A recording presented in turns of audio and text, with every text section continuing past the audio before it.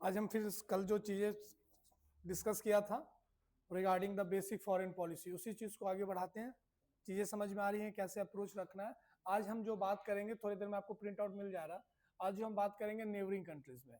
अगर हमारे पास, अगर आप अभी सिनारियो में देख रहे हैं तो 3-4 इंपॉर्टेंट कंट्रीज है जहां से आपको इंटरव्यू में डायरेक्ट सवाल आ सकता है। एक तो सबसे पहले बांग्लादेश, उसके बाद नेपाल, उसके बाद मालदीव्स, म्यांमार एंड अफगानिस्तान। अब ये जो रिलेशंस है समझने के लिए, इसलिए हमने कल जो सेशन लिया था फॉरेन पॉलिसी को लेकर, क्या हो रहा नहीं हो रहा ये तो बहुत अच्छी से समझ में आ रहा होगा। इसमें आपने बेसिक फाउंडेशन में भी पढ़ा होगा, द रिलेशंस बांग्लादेश भारत का एरियाज ऑफ कोऑपरेशन चैलेंजेस। लेकिन जब इंटरव्यू में से आपसे नहीं पूछेगा what are the areas of cooperation या व्हाट आर द चैलेंजेस, आपसे आपका ओपिनियन पूछा जाएगा।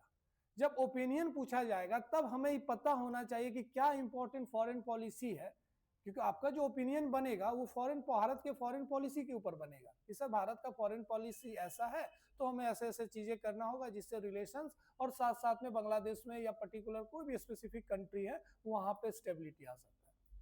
तो अगर आप फॉरेन पॉलिसी के बारे में नहीं जानते तो अभी बांग्लादेश, मालदीव्स या किसी रिलेशन के बारे में हम बात करते तो बड़ा टफ होता समझने के लिए।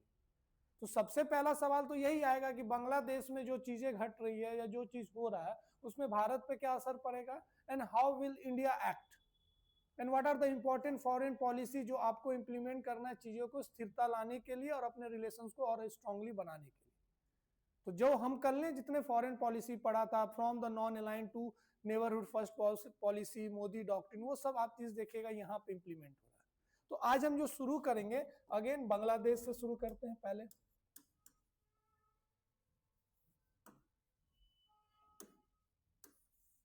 अब हम बांग्लादेश की बात करते हैं तो पहला सवाल तो यही आएगा। अभी जो हमारे पास, जो अभी आपके पास जो भी कॉपी मिलेगा उसमें पहला सवाल यही आएगा बांग्लादेश से, how do you personally access the unrest in Bangladesh and India position regarding asylum to Sheikh Hasina. तो सवाल ये डायरेक्ट पूछेगा कि आप कैसे बांग्लादेश में जो अनरेस्ट हुआ उसको कैसे देखते हैं और कितना सही है position regarding asylum to Sheikh Hasina. Question समझ में आ रही है? तो इसमें आपका क्या ओपिनियन रहेगा, पहले आप बताइए। आप नाम बताइए। मनीष नाम, तो बताइए। सवाल समझ में आ गया कि ये जो बांग्लादेश में जो पॉलिटिकल अनरेस्ट हुआ और भारत के द्वारा पॉलिटिकल असाइलम शेख हसीना को देना, इस चीज को आप जस्टिफाई करिए इन द इंटरव्यू। अगर आप इंटरव्यू में अगर आपसे ये सवाल होता है आपका क्या ओपिनियन रहेगा विथ फुल कॉन्फिडेंस? भारत आजादी के साथ भारत जो है बहुत एक मेरे से आंख कांटेक्ट कर गया। भारत आजादी के पूर्व ही उदारवादी और उदारवादी कंट्री रहा है। जैसे कि हम लोग देखते हैं कि आजादी के बाद जैसे कि तिब्बत के दलाई लामा को भी जो है सैलेम दिया गया था उस टाइम में बनाने के लिए। उस रूप से अभी कुछ दिनों पहले जो बांग्लादेश में हिंसा हुई थी, तो भारत का एक पड़ोसी देश होने के नाते भारत का ये हमेशा इंटरेस्ट होता है कि वहाँ पे शांति और स्थिरता रहे। और उस संदर्भ में और सकीना शेख हसीना जो वहाँ के सिटिंग प्राइम मिनिस्टर थी उस टाइम में, उनका संबंध भारत से बहुत मैत्रीपूर्ण रहा था। उनके टाइम पे एलएसी वगैरह या फिर जो सीमा विवाद सुलझा या बहुत गांव का आदान प्रदान होकर बहुत सारा हद तक हम लोग एक मैत्रीपूर्ण संबंध पे काम कर रहे थे। बीबीआई जैसे और मल्टी मॉडल प्रोजेक्ट या अन्य चीजों पे या फिर बिजली जो इंफ्रास्ट्रक्चर है उस पर हम लोग अच्छे से काम किया था। एक उनसे आत्मीयता का संबंध था।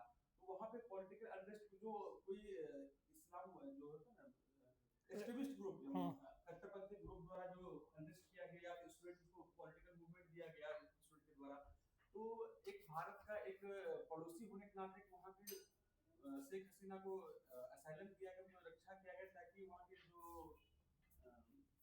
भारत और बांग्लादेश का संबंध था उसको प्रगाढ़ करने की या उसको आगे अच्छा कदम देने के लिए किया गया था। लेकिन क्या कि इसका एक विपरीत हम लोग का भी देखने को मिल रहा है कि वहाँ के जनता के द्वारा या वहाँ के पॉलिटिकल लीडर्स के द्वारा जो है भारत पर आरोप लगाया जा रहा है कि हमारे दुश्मन को या फिर हमारे जो अपराधी को अपने आश्रय दिया है।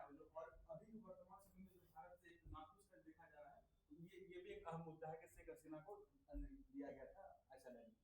तो ये देखिए इतना लंबा अगर आप आंसर इसको शॉर्ट एंड कंसाइज कैसे कीजिएगा? शॉर्ट इसमें कर सकते हैं सर, भारत जो है प्रारंभ से ही उदारवादी और पड़ोसियों के प्रति सॉफ्ट नीति रखता है, और जैसे पहले भी लाइन में हम देख चुके हैं, उसी रूप से इनको भी एसएलएम दिया गया है ताकि वहाँ पे पॉलिटिकल आप स्टेबिलिटी आ सके। शॉर्ट एंड कंसाइज में जवाब दीजिए क्वेश्चन। मेरा सवाल ये रहा है बांग्लादेश को लेकर, हाउ आपका मीडियम कौन सा था? मीडियम हिंदी है। How do you personally access the current, मतलब बांग्लादेश में जो इश्यूज हुआ या जो पॉलिटिकल अनरेस्ट होता है उसको आप कैसे देखते हैं और कितना आप सही मानते हैं पॉलिटिकल असाइलम भारत के द्वारा शेख हसीना को जो दिया गया? सर जहाँ तक मेरा विचार है, भारत वसुधैव कुटुंबकम को मानता है और हमेशा से ही एक उदारवादी देश रहा है, और इस तरीके से भारत किसी भी मतलब राजनीतिक स्वर्ण मांगने वाली या कोई व्यक्ति हो जो दूसरे देश से अपना स्वर्ण मांगता हो, वो भारत उस तरीके से दयारामा के जैसा ही इनको उत्साह दिया है। इसके अलावा वहाँ पर जो राजनीतिक संगठन है वो भारत की चिंताजनक है, और इसमें विदेश जो नीति है भारत को उसमें थोड़ा अब संतुलित होकर के निर्णय लेना होगा, ताकि भारत और बांग्लादेश की जो स्थिति है, जो विदेश नीति है वो आगे वृद्धि करेगी। आप सर चूंकि बांग्लादेश को शॉर्ट एंड कंसाइज। तो बांग्लादेश जो है भारत का पड़ोसी है, एक तरह से वो उनका इंटरनल मैटर है। तो हमारा जो भारत का जो फॉरेन पॉलिसी है, नॉन इंटरफेरेंस इंटरनल मैटर में हमारा पॉलिसी रहा है, लेकिन कहीं ना कहीं ये देख वहाँ के अनरेस्ट को देखते हुए भारत को इसमें स्टेप लेना चाहिए ताकि स्टेबिलिटी बने रहे, जिससे हमारे इंटरनल सिक्योरिटी को भी कोई खतरा ना हो। लेकिन रहा बात जो असाइलम का है, तो वो भारत ने अच्छा किया, क्योंकि इसके पहले ये पहली बार ऐसा नहीं हुआ। इसके पहले दलाई लामा भी ये जो आए थे उनको भी हमने असाइलम दिया, और ऐसा नहीं है कि उनको हमको वापस करना चाहिए, क्योंकि अगर हम उनको वापस करते हैं उनके लाइफ को थ्रेट हो सकता है। ये भारत का सही है।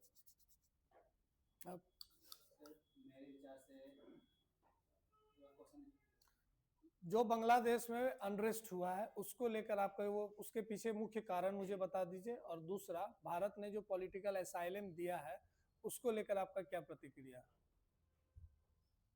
मेरे विचार से भारत का स्टैंड साफ है सर, नॉन इंटरफेरेंस। अपने नेबरहुड जितने भी नेबरहुड स्टेट्स हैं वहाँ पे पीस लाना, शांति लाना और नॉन इंटरफेरेंस का कॉन्सेप्ट को अपनाए रखना। जहाँ तक बात है बांग्लादेश में अनरेस्ट की, तो वो एक लॉन्ग टर्म पॉलिटिकल अनरेस्ट चलता है जो पॉलिटिकल पार्टीज के बीच के कारण से। तो अगर हमारे इंटरनल सिक्योरिटी को कहीं टारगेट किया जाता है, या तो बॉर्डर एरियाज में अगर इन्फिल्ट्रेशन होता है, तो यहाँ भारत डायरेक्टली स्टेप ले सकता है। जब तक ये नहीं हुआ तब तक बेहतर होगा, जब तक ये नहीं हुआ तब तक ये नॉन इंटरफेरेंस का पॉलिसी अपनाए रखना पसंद करेगा। और जहाँ तक बात है असलाम देने, शेख हसीना को असलाम देने का, तो भारत पहले से ही दलाई लामा को भी असलाम दे चुके हैं, और आगे भी ह्यूमैनिटी बैकग्राउंड पे जो है असलाम देने की कोशिश करता है। असलाम ठीक है। अब भारत का जो विदेश नीति का मूल भावना है पड़ोसियों के आंतरिक मामले में हस्तक्षेप की नीति। तो सर इस प्रेजेंट सिनेरियो में भी भारत जैसे हस्तक्षेप की नीति अपना रहा है, और भारत को अभी वर्तमान समय में जो भी उसका इंटरिम गवर्नमेंट्स है उसको वेट करके जो लोकतांत्रिक गतिविधि से जो चुना हुआ सरकार बनेगा उससे वार्तालाप करके इस समस्या को हल करने की क्या कारण है बांग्लादेश में जो पॉलिटिकल अनरेस्ट हुआ उसका कारण क्या था? हाँ हाँ आप ही सर। सर जो एक्सपीएम का रिजीम रहा था उसमें भारत ने संबंध बांग्लादेश से हर एक टर्म में इंफ्रास्ट्रक्चर टर्म में काफ़ी सही रहे थे सर। उन्होंने 1 मिलियन लाइन ऑफ क्रेडिट भी प्रोवाइड करा था। लेकिन सर हमारा पोस्ट रेजिम देखे तो एक जो लीडर उभर रहे थे उस्मान हांडी, इनकलाब पूजा पार्टी का गठन किया था सर। और कहीं ना कहीं बांग्लादेश के लिए एक्सपेंशनरी पॉलिसी जो अपना रहे थे, ग्रेटर बांग्लादेश का वो चल रहा था, जिसके कारण उनकी कुछ असामाजिक तत्वों के द्वारा अभी तक नहीं पता चल रहा है कि हत्या कर दी गई, और इसका एलिगेशन कहीं ना कहीं सर इंडिया पे लग रहा है। लेकिन सर इसका अगर रिपरकशन इंडिया पे देखें तो माइनॉरिटीज़ पर जो रिप्रेशन हो रहा है और सर इसके कारण बांग्लादेश में इंडिया के बॉर्डरिंग एरिया में इन्फिल्ट्रेशन की भी समस्या हो सकती है। तो शॉर्ट टर्म के लिए तो सर नॉन इंटरफेरेंस वाली पॉलिसी मुझे सही लगती है सर, लेकिन लॉन्ग टर्म के लिए देखें तो डिप्लोमेटिक लेवल पे जाके इंडिया को टॉप करना चाहिए और मिलिट्री स्ट्रेंथनिंग का भी काम फिर बॉर्डर एरिया पे किया जाना चाहिए।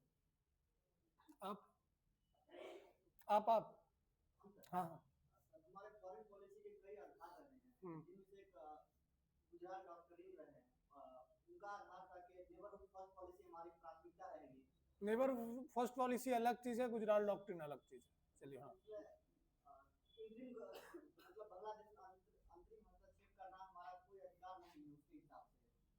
तो जब बांग्लादेश में अगर अशांति फैलेगा और अव्यवस्था फैलेगी तो भारत की सुरक्षा व्यवस्था कहीं ना कहीं उसमें प्रभावित हो सकती है। जैसे वहां से माइग्रेंट आके यहाँ पे व्यवस्थित शरणार्थी बन सकते हैं या हमारे जो इंटरनल स्ट्रक्चर उसमें पार्टिसिपेट करने लगेंगे। हाँ आगे, हाँ आइए। आपके बगल क्या नाम है मैम आपका? नेहा। कल आप नहीं आए थे ना?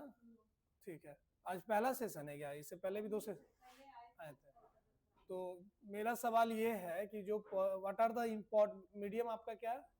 इसे what are the important reasons या what are the reasons behind the in Bangladesh unrest and how do you think about the India provided political asylum to Sheikh Hasina?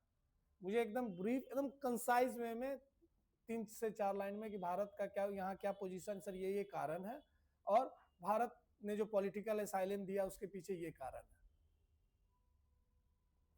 With full confidence, एकदम नहीं गलत होगा सही होगा, यहाँ चीज हमने सीखना है हमें, और वो सीख के गलती चीजों को सुधार के वहां पे एकदम अच्छे से जवाब देना। हाँ बताइए।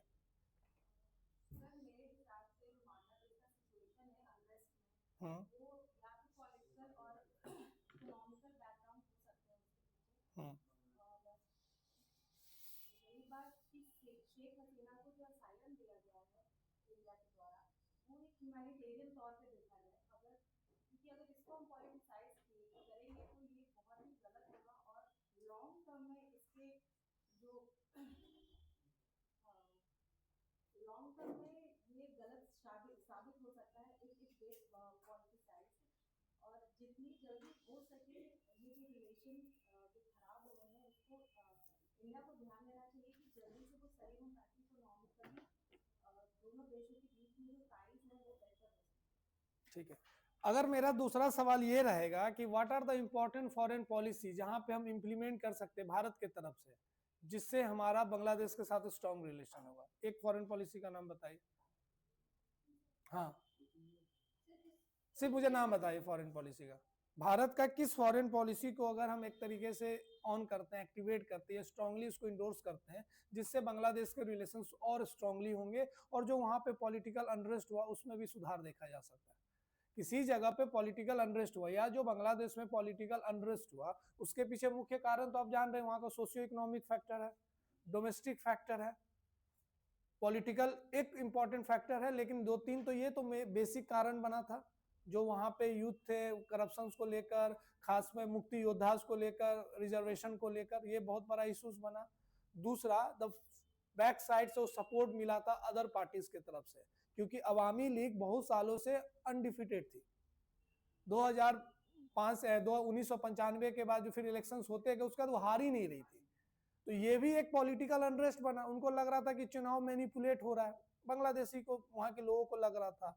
जब वो हराना नहीं चाहते तो उन्होंने बैकअप किया। वहां पे यूथ एक तरीके से, अब किसी की लंबा सरकार चलती है तो डोमिनेंस तो बढ़ता ही है, तो ये भी एक चीज देखा जा रहा था। तो यूथ ने बहुत सारे ऑप्शंस देखे और वहां पे करप्शन इश्यूज बनाया गया और रिजर्वेशन को बड़ा तरीके से बनाया गया, जिसको लेकर बांग्लादेशी नेशनलिस्ट पार्टी हो और भी जो साइडलाइन की पार्टी थी उन्होंने एक तरीके से बैकअप किया। अब भारत ने पॉलिटिकल असाइलम दिया वो तो सेकेंडरी पार्ट है। मेरा ये सवाल है कि अगर हम भारत अगर इस चीजों को सुधारना चाहे तो भारत का कौन कौन फॉरेन पॉलिसी से कैसे आप चीजों को, रिलेशंस को सुधार सकते हैं और वहां पे अनरेस्ट की जगह स्टेबिलिटी है। एज ए भारत बहुत इंपॉर्टेंट कंट्री है, नेबरिंग कंट्री है, भारत का भी जिम्मेदारी बनता है एक तो अपना इंटरनल फैक्टर को ध्यान में रखते हुए कि भैया हमारा जितने जो स्टेट्स हैं जो उसमें डिस्टर्बेंस आ सकता है। पिछले रिकॉर्ड्स को भी देखिएगा तो दिक्कत आ सकता है। रिफ्यूजी, द माइग्रेंट्स, एक तरीके से जो इलीगल माइग्रेंट्स, क्योंकि हमारा बांग्लादेश के साथ बॉर्डर भी पोरस है।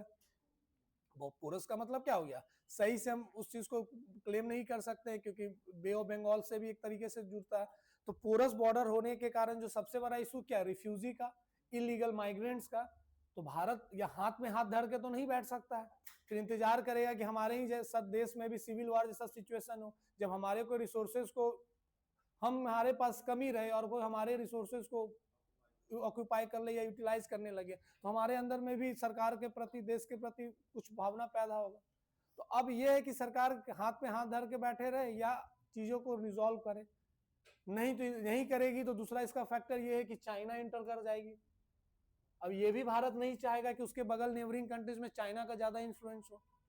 तो अब मेरा यही है कि भारत के कौन फॉरेन पॉलिसी को अगर हम सही से एक्टिवेट करें, जिसमें 2-3 मुझे नाम बताइए कि जिससे चीजें नॉर्मल हो सके। वहां पे भारत का जो एक दायित्व है as a neighbouring country, as a strong country, as a big brother, जो चीजों को वहां रिजॉल्व कर सकता है। सिर्फ मुझे नाम बताना और कुछ नहीं। Foreign policy, which type of foreign policy, Bharat के कौन सा फॉरेन पॉलिसी को सर, अगर ये फॉरेन पॉलिसी को एक्टिवली एंगेज करते हैं तो भारत और बांग्लादेश का रिलेशन, और साथ में बांग्लादेश के जो सोशियो इकोनॉमिक फैक्टर्स है या जो उनके डोमेस्टिक फैक्टर्स है, उसमें भी सुधार देखने को मिलेगा। Diplomatic engagement, but I am asking the foreign policy. Diplomatic हमने कल पढ़ा था ना पहले, डिप्लोमेसी क्या होता है। डिप्लोमेसी जो फॉरेन पॉलिसी को एक तरीके से ग्राउंड पे लाने का एक तरीका है। गुजरात डॉक्ट्रिन हुआ, neighbourhood first policy, act east policy कैसे होगा, एक्ट ईस्ट पॉलिसी कैसे होगा। अभी तो हाँ, पंसिल तो देखिए, पंसिल और नैम ऑलवेज गाइडिंग प्रिंसिपल है। हम अभी फॉरेन पॉलिसी पे, वो गाइडिंग, वो फॉरेन पॉलिसी है, लेकिन उससे ज्यादा इंपॉर्टेंट है कि वो गाइडिंग प्रिंसिपल है। जैसे कुछ चीज आप पढ़ते हैं ना पॉलिटी में, कॉन्स्टिट्यूशनल प्रिंसिपल्स, वही बेसिक स्ट्रक्चर वाला चीज है। वो हमारे जो फॉरेन पॉलिसी बन रहे हैं, they all are guided by non align as well as the Panchsheel. और भी हमने कुछ गाइडिंग प्रिंसिपल्स बताया था, एंटी रेसिज्म, हाँ, सागर डॉक्ट्रिन। अब जो पॉलिटिकल असाइलम को लेकर सबसे बड़ा सवाल आता है कि भारत अगर इस चीज को में कैसे पार्टिसिपेट किया और क्या भारत का एंगल रहेगा। तो भारत ने जो यह स्टेप लिया है as a humanitarian, as a lawful, as a diplomatic engagement, इसको ध्यान रखते हुए humanitarian, lawful as well as diplomatic, strong diplomatic engagement with Sheikh Hasina party. Not only Sheikh Hasina, याद रखिएगा शेख हसीना की जो गवर्नमेंट थी उनके साथ अच्छा डिप्लोमेटिक एंगेजमेंट शुरू से रहा है भारत का। अगर ये सवाल आएगा कैसे रहा है, तो भारत को आप बताइएगा कि सर भारत इस एंगेजमेंट के कारण हमने लैंड स्वैप एग्रीमेंट साइन किया था, सोमा एग्रीमेंट, जो बहुत पहले से बॉर्डर डिस्प्यूट चलते आ रहे थे। We are very close to resolve Teesta water dispute. Teesta water disputes भी हमको रिजॉल्व, जो इतना पुराना डिस्प्यूट चलते आया तो वो भी लगभग रिजॉल्व भी कर लेते हैं हम लोग। अब उसमें मन नहीं पड़ना है हमें कि क्यों नहीं हो गया, तो उसमें भैया वेस्ट बंगाल का भी इंपॉर्टेंट रोल था क्योंकि स्टेट लिस्ट है। तो इसी को ध्यान में रखते हुए India provided political asylum as the diplomatic engagement, humanitarian and it is lawful. हम जब सारनाथी को जो भी आ जाता हमारे यहाँ, हम उसको शरण दे देते हैं। तो यहाँ तो अवामी लीग की जो गवर्नमेंट थी, जो शेख हसीना चुनी हुई थी, और क्योंकि वो डेमोक्रेटिक स्ट्रक्चर में काम कर रही थी, वो डेमोक्रेटिक स्ट्रक्चर में काम कर रही थी, सेकुलरिज्म को लेकर आगे बढ़ाती थी, सोशलिज्म को लेकर जो उनका कनेक्ट, जो इंपॉर्टेंट प्रिंसिपल्स है, ये ऑलवेज रिमेंबर। जब हम बांग्लादेश और भारत की बात करते हैं, कुछ कनेक्टिंग डॉट्स हैं, कुछ कनेक्टिंग डॉट्स हैं जिसपे हमेशा इंडिया और बांग्लादेश का रिलेशन बेस रहा है from the Mujibur Rahman era.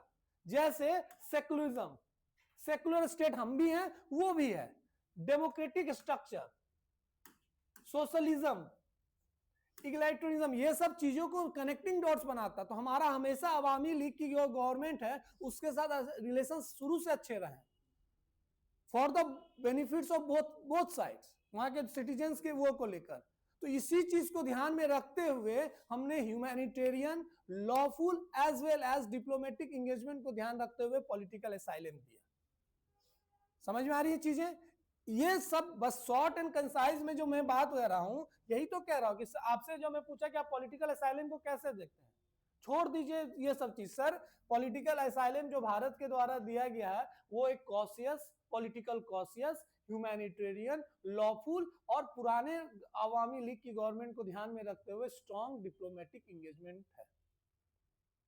इतना बोलिएगा वो भी चुप हो जाएंगे, हम भी चुप हो जाएंगे, उसका कोई सवाल नहीं बनता। उसमें फिर क्रॉस क्वेश्चन होगा तो आएगा, तो पूछेगा कि कैसे भी भारत कैसे चीज को स्मूथ रही है। तो भैया भारत हमेशा अपने डिप्लोमेटिक एंगेजमेंट से चीजें को बढ़ाएगा, चाहेगा वहां स्टेबिलिटी आए, फिर से डेमोक्रेटिक स्ट्रक्चर आए।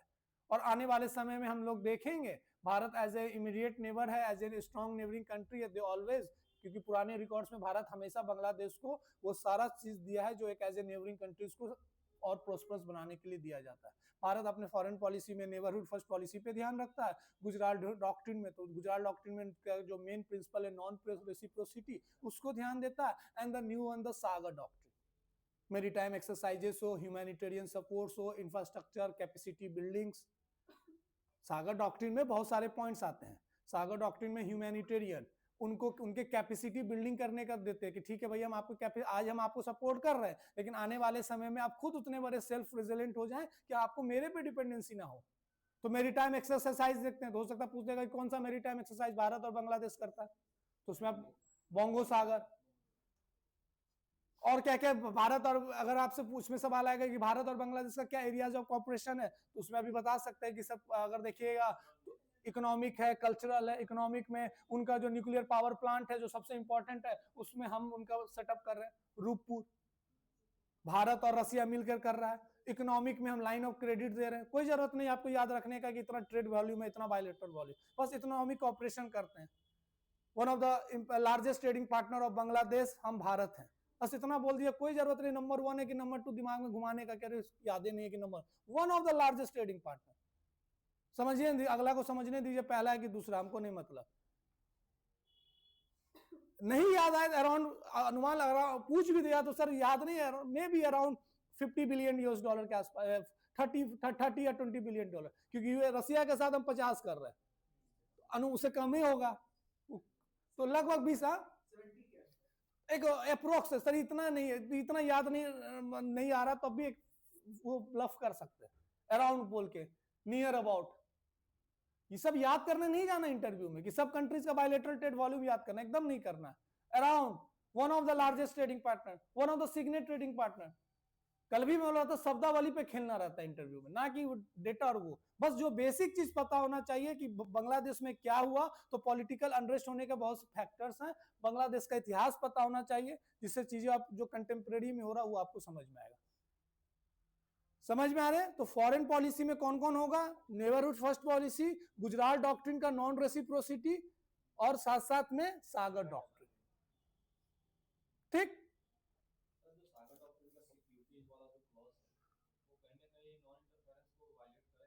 नॉन इंटरफेरेंस को क्यों वायलेट करेगा?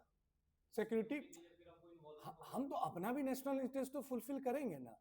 हमारे देखिए, अगर जो भी हम अभी आज जो स्टार्टिंग में हमने आपको बताया कि आज हमें इतने कंट्रीज को डील करना है, सबका जो की ड्राइवर्स देखिएगा,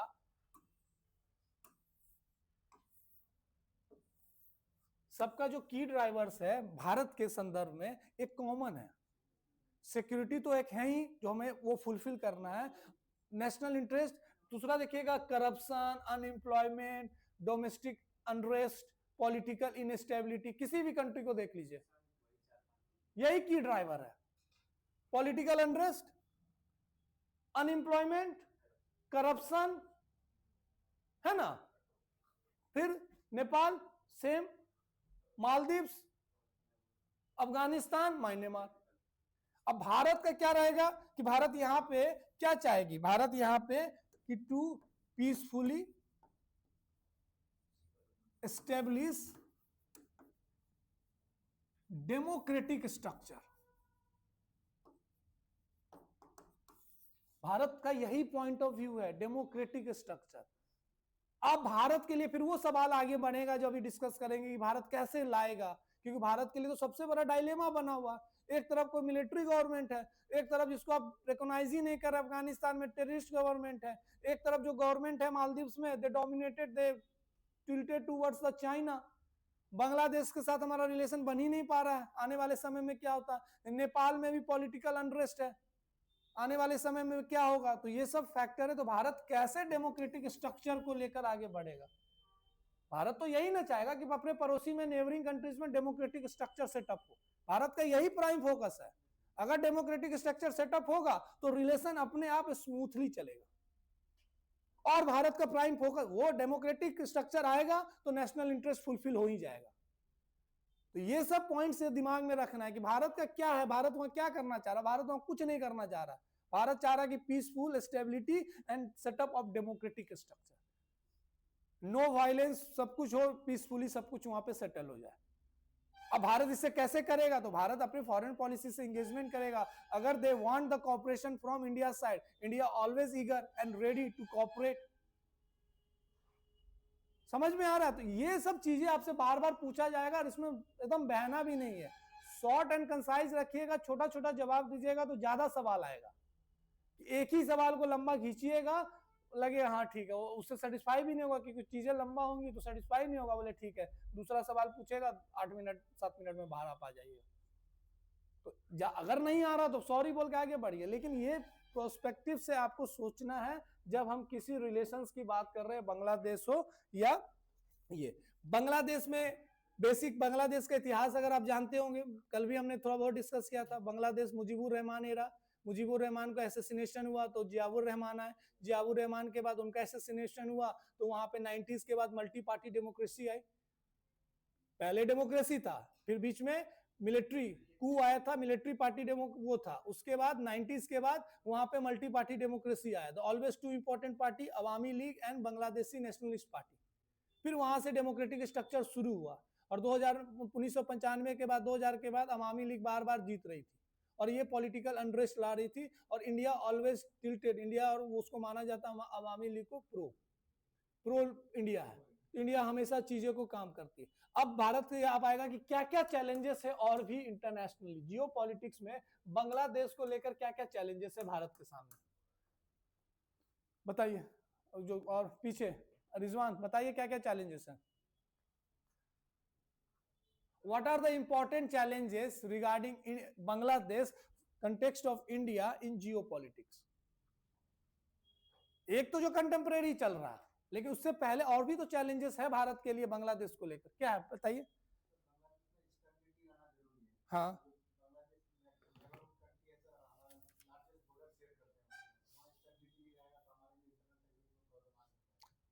तो जियो पॉलिटिक्स में और क्या क्या चैलेंजेस है?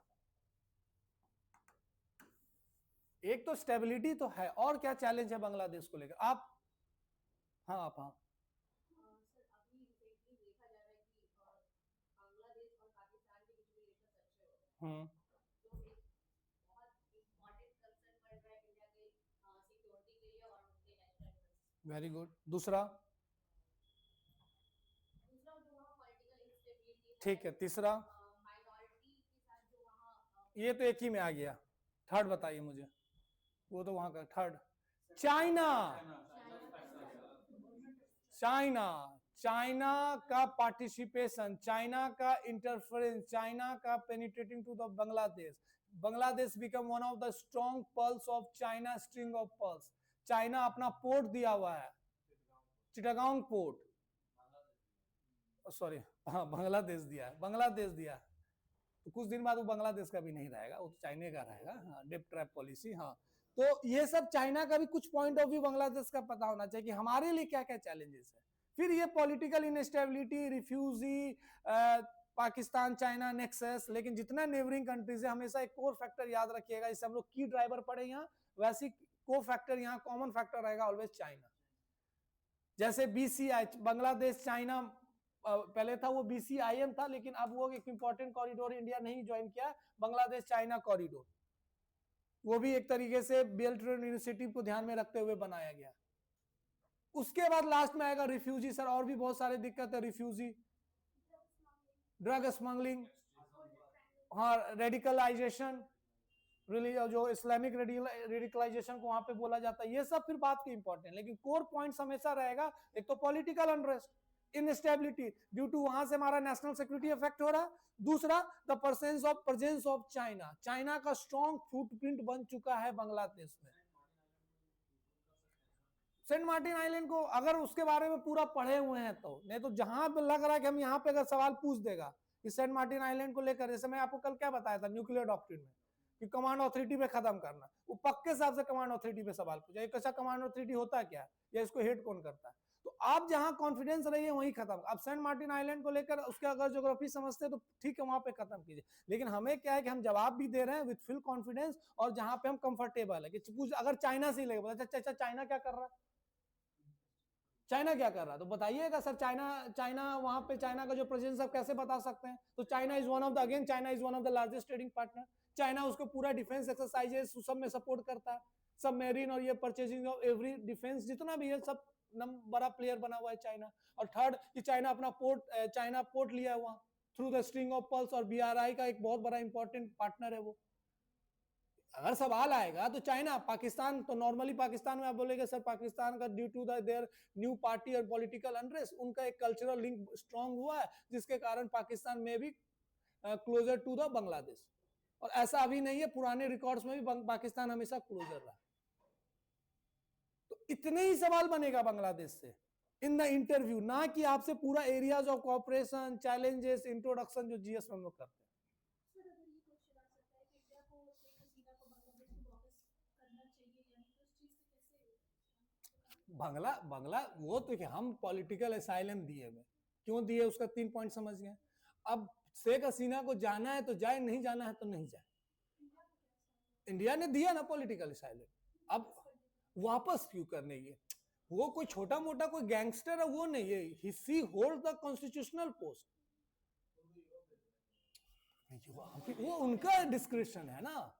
भारत से पॉलिटिकल, वो भारत को उनको जो पॉलिटिकल असाइलम दिया, ऐसा नहीं कि आजीवन के लिए दी है, उनको एक होल्ड दिया गया था कि ठीक है आप यहाँ पे आइए, आप उसके बाद यहाँ से आपको जहां जाना, क्योंकि जो सिचुएशन क्रिएट हुआ था उनको खुद बोला गया वहां का सेना के द्वारा कितना जल्दी होगा आप यहाँ से चले जाइए।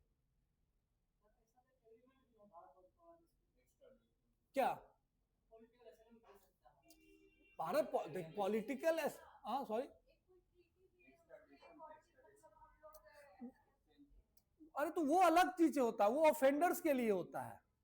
आप यहाँ पे वो देखिए ना, वो कौन है वहां की नीरव मोदी नहीं है, वो वहां की प्राइम मिनिस्टर रही है 15 से 20 साल और प्रेजेंट प्राइम मिनिस्टर भी रही है, वो एक कॉन्स्टिट्यूशनल पोस्ट होल्ड की है।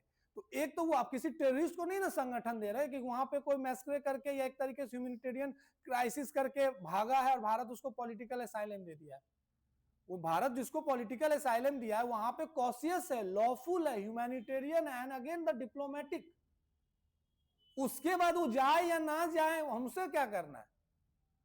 अब ये वो थोड़े फिर भारत बोलेगा, वो भारत कभी ये थोड़े बोलेगा हम सौंप रहे आपको, भारत बोलेगा सुनिए आने वाले समय में भी हमारे लिए बड़ा चैलेंजेस हो सकता है, आप यहां से चली जाइए। अब वहां से सेंट मार्टिन आइलैंड जाए या लुइस कहीं जाना जाए, उसके बाद बांग्लादेश समझे। इसमें ये क्वेश्चन आ सकता है कि जैसे भारत हमेशा से अवामी लीग को सपोर्ट करते रहा है, देखिए डायरेक्टली सपोर्ट नहीं होता, एंगेजमेंट होता है। हाँ एंगेजमेंट था उसके साथ। हाँ, तो क्या अभी भारत को फॉरेन पॉलिसी के लिए बैकफुट है कि भारत ने दूसरा विकल्प नहीं सोचा?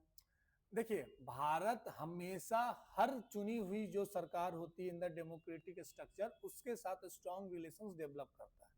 अब वहां की अगर नागरिक बार बार अवामी लीग को चुन रहा तो भारत तो रिलेशन रखेगा एक गवर्नमेंट के साथ, क्योंकि हमारा डायरेक्ट पड़ोसी है।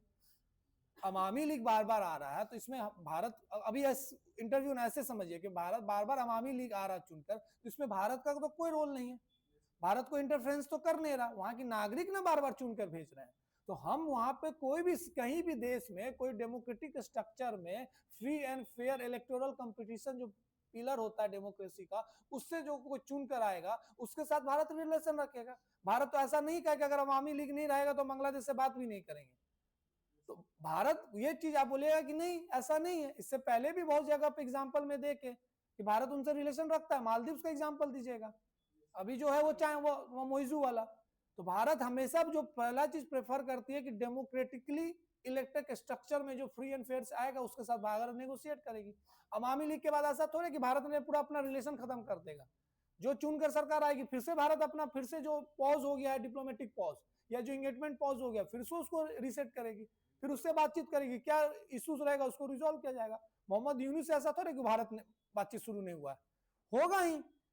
डिप्लोमेटिक एंगेजमेंट में चीजें आते रहेंगी जाते रहेंगी, सरकारें आएंगी जाते रहेंगी, लेकिन फॉरेन रिलेशन में जो हमारा प्राइम फोकस है नेशनल इंटरेस्ट, उसमें हमारा नेशनल इंटरेस्ट फुलफिल होना चाहिए। अवामी लीग आए या बांग्लादेशी नेशनलिस्ट पार्टी है या कोई मुजलिस पार्टी है, कोई भी है, ये डायरेक्टली आप नहीं कह सकते कि भारत ऑलवेज, हाँ उनके साथ हमारा संगठन उनके साथ वो रहता है तो वो चीज, क्योंकि सर पूछेगा क्यों ऐसा रहता है तो बताइएगा कि जो अवामी लीग है, जो भारत का जो प्रिंसिपल्स है, उनके कुछ इंपॉर्टेंट कनेक्टिंग डॉट से जो मिलता है, तो कैसे मिलता है, तो सेकुलरिज्म, कि हमने वहां पे बांग्लादेश ने कुछ सेकुलर को आगे बढ़ाया, मुजीबुर रहमान के जो प्रिंसिपल्स थे वो सेकुलरिज्म को लेकर, लेकिन जो और पार्टी आती थी पर्टिकुलर रिलीजन को लेकर आगे बढ़ी है, इस्लामिक को, जो बांग्लादेशी नेशनलिस्ट पार्टी थी। तो अगर ये कनेक्टिंग डॉट्स मिल रहा है डेमोक्रेटिक स्ट्रक्चर में, तो रिलेशन तो और स्मूथ स्ट्रांग होगा ही। समझ में आनी चीजें कैसे जवाब देना है, कैसे जो चीज आपको एकदम उसमें बोलना है।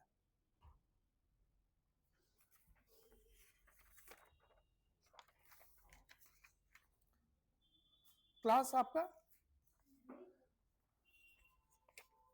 आइए, दूसरा नेपाल। सबसे इंपॉर्टेंट है आईआर वाले सवाल में फॉरेन पॉलिसी को याद रखना दिमाग में, वही याद रख के आपको जवाब देना और कुछ नहीं करना, कुछ नहीं नया सवाल दिमाग में घुमाना है। नेपाल को लेकर क्या हुआ, वो सीधे पूछेगा नेपाल को लेकर क्या कारण, नेपाल में क्या हुआ और उसका असर क्या पड़ेगा भारत में, भारत इस चीज को लेकर कैसे, यही 3 स्टेज में सवाल में जवाब आएगा। और ज्यादा पूछ लेगा कि अच्छा और भी कोई कंट्री पार्टिसिपेट कर रहा है जिसको लेकर भारत को सोचना चाहिए, भारत को चिंताजनक कुछ ऐसा हो रहा, तो अगेन चाइना को डाल दीजिए, ये फिलर है, उसको हमेशा चाइना, इसमें फिलर में चाइना भर देना। और इस सब चीज में क्या हो रहा है, तो की ड्राइवर्स तो बता ही दिए। और सबसे इंपॉर्टेंट द फॉरेन पॉलिसी, इसमें थोड़ा सा रीजनल इंस्टीट्यूशन वाला पार्ट जोड़ सकते हैं, ये सब में भी जोड़ सकते हैं कि रीजनल इंस्टीट्यूशन मल्टी, वो जैसे वहां पे बिम्स्टेक को लेकर एग्जाम्पल दे सकते हैं, सार्क, यहाँ पे सार्क को लेकर एग्जांपल दे सकते हैं, जैसे वहां पे आपने BBIN का बात बोला, कालादान मल्टी मॉडल उसका बात बोला, या इकोनॉमिक में और भी जैसे Rooppur nuclear power plant, hydro infrastructure में इलेक्ट्रिसिटी, ये सब चीजें बस दिमाग में रखना, पूछने दीजिए फिर सवाल। 2 मिनट में आपको एस जयशंकर नहीं बनाएगा वो भी ना, वो आपसे उम्मीद भी करा कि आप एस जयशंकर बन जाइएगा। बस बेसिक रखना है, करंट को लगना, बस एग्जाम जाइएगा कि करंट, मेरा करंट में पूरा कमांड है, पूछे सवाल। और यही सब सवाल होता है ना जो सबको आसान रहता है पूछने में भी, कोर्स से थोड़े पूछे, आपके कोर्स से थोड़े बैठे हुए, वो थोड़े कोई पॉलिटी के टीचर या इकोनॉमी के टीचर होंगे, उनको कोर्स से ज्यादा लेने देना नहीं है। पूछा पॉलिटी, आप पता चला हिंदी में साहित्य के स्टूडेंट रहे, उसको बोला ठीक है जितना पास करना, जितना पॉलिटी इनको जानना था इसलिए यहाँ पे पहुंच गए, जान चुके। अब आते हैं हम नेपाल, नेपाल वाला पेज खोलिए first. How do you personally access India stand in the context of recent unrest in Nepal arising from the Gen Z protest? बताइए आप, स्टार्ट विथ, हाँ आप, में हाँ बताइए नाम, फिर बोलिए मैं हाँ समीक्षा, बहुत अच्छा नाम था, समीक्षा, बताइए समीक्षा, ऐसे बताइए, इसमें लगता है एकदम, फिर नहीं आप लोग इस मोड में नहीं आए अभी तक, क्या मैं उस टाइप से फिर से बैठूं क्या आगे में सर्कल वो टेबल रख के, तब आप लोग उस हिसाब से जवाब दीजिएगा क्या। और अभी 1 महीना उसी में ढलना है, आपके चाल में, आपके कैरेक्टर में, आपके बोलचाल में, वैसा ही कि आप हम इंटरव्यू देने जा रहे हैं, कुछ नहीं, ये डेवलप होगा, ये रातों, ये सोचे कल इंटरव्यू है तो रात में आप अचानक वो जादू वाला थोड़े होगा कि मामा मुझे चश्मा से साफ दिख रहा नहीं दिख रहा, वो आपको अभी डेवलप करना, तो ऐसे जवाब नहीं देना, आप वही समझिए आई टू कॉन्टेक्ट, ये सब यही तो इंटरव्यू गाइडेंस। और इंटरव्यू गाइडेंस प्रोग्राम में आप लोग क्या लेने आए, खाली नोट्स, फिर से कंटेंट भर के एक, फिर से 3-4 स्पाइरल बाइंडिंग, तो कॉन्फिडेंस बना के रखिए, यही जैसे वाला। हाँ अब आइए बैक टू जवाब पे आइए, विथ फुल कॉन्फिडेंस, एंड जैसे आप जवाब दीजिएगा स्माइल इंटरेक्शन करते वैसे ही।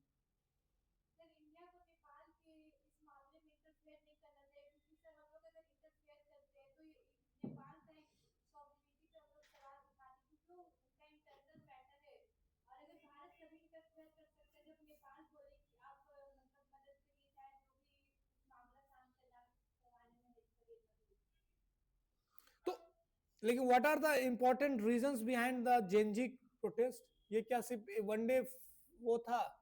नहीं सर, इसमें सर बहुत सारे गवर्नमेंट का फेलियर को देखते हुए, करप्शन को देखते हुए जो जेनजी लोग उन लोगों ने प्रोटेस्ट किया था।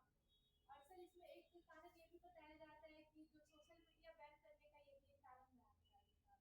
तो सोशल मीडिया तो फिर सरकार ने तो वहां बोला कि सोशल मीडिया तो एक नॉर्मल कॉन्टैक्ट बेस था, जो फेसबुक या जो भी ऐप से वो फॉलो नहीं कर रहे थे, इसलिए उनको बैन किया गया, ना कि यूथ को एक तरीके से उनके फ्रीडम ऑफ स्पीच या फ्रीडम ऑफ एक्सप्रेशन को उनको रोकने जाने के लिए।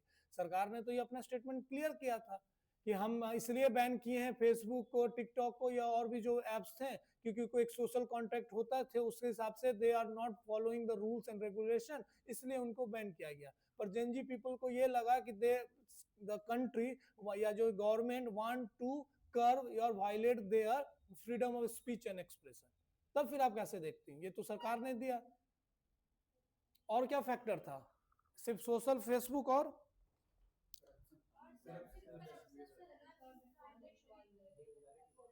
हाँ बताइए। सर इसका प्रमुख कारण रहा करप्शन और नेपाल में राजनेता सॉरी फिर से बोले। बिल्कुल सर इसमें प्रोटेस्ट का प्रमुख कारण था करप्शन।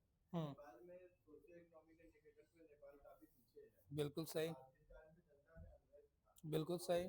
सेम टाइम पे नेताओं और उनके बेटों की लाइफ काफी ज्यादा, ये तो स्किप करना है, नेता और उनके बेटों को लेकर आपने बता दिया कि सोशियो इकोनॉमिक अनरेस्ट था, करप्शन था और पॉलिटिकल इनस्टेबिलिटी था। वहां पे फेवरेटिज्म शब्द यूज कीजिए, ना कि पर्टिकुलर कि बेटा और उनका भतीजा, वो वाला नेपोटिज्म, ना कि बेटा। तो सबसे अच्छा अगर नेपोटिज्म टर्म को यूज करना वहां पे, कि आप नेपोटिज्म वहां पे बहुत ज्यादा बढ़ावा देखा गया था, जिसको लेकर जेनजी या जो भी वहां के यंगस्टर थे उनके बीच में अनरेस्ट आया। ये तो एकदम यही एकदम शॉर्ट एंड कंसाइज हुआ। आया ना चेंज कल का जवाब में और इसमें चेंज? ये इतने सीखना है हम लोग को, उसको ही लगे हाँ सुन लिया जितना सुनना था। अब आगे नेक्स्ट सवाल पूछ। अब भारत इस संदर्भ में क्या करेगा? भारत का जो प्रेजेंट पॉलिसी है नॉन इंटरफेरेंस, ये नेपाल का आंतरिक मामला है और इसमें नॉन इंटरफेरेंस की एक अच्छी नीति है मेरे ओपिनियन में। और साथ ही साथ भारत को ह्यूमैनिटेरियन असिस्टेंस, एड, अपने डेवलपमेंट प्रोजेक्ट, फाइनेंशियल असिस्टेंस, ये सब जो चल रहा है। तो क्या भारत जो जेनजी प्रोटेस्ट हो रहा है, क्या भारत हाथ में हाथ दे के बैठा हुआ है? भारत फिर क्या कर रहा है अभी? What are the recent stand या what are the recent position of Bharat या इंडिया? भारत का क्या पोजीशन है in context of Bangladesh also, in context of Nepal also? Watch and wait and watch कर रहा है।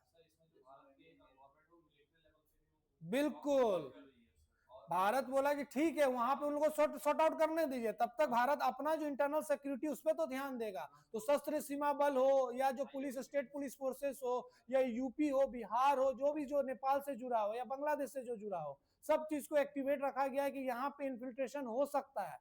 पाकिस्तान यहाँ से अपने जो स्टेट स्पॉन्सर टेररिस्ट है उसको इस रास्ते से भेजा जा सकता है।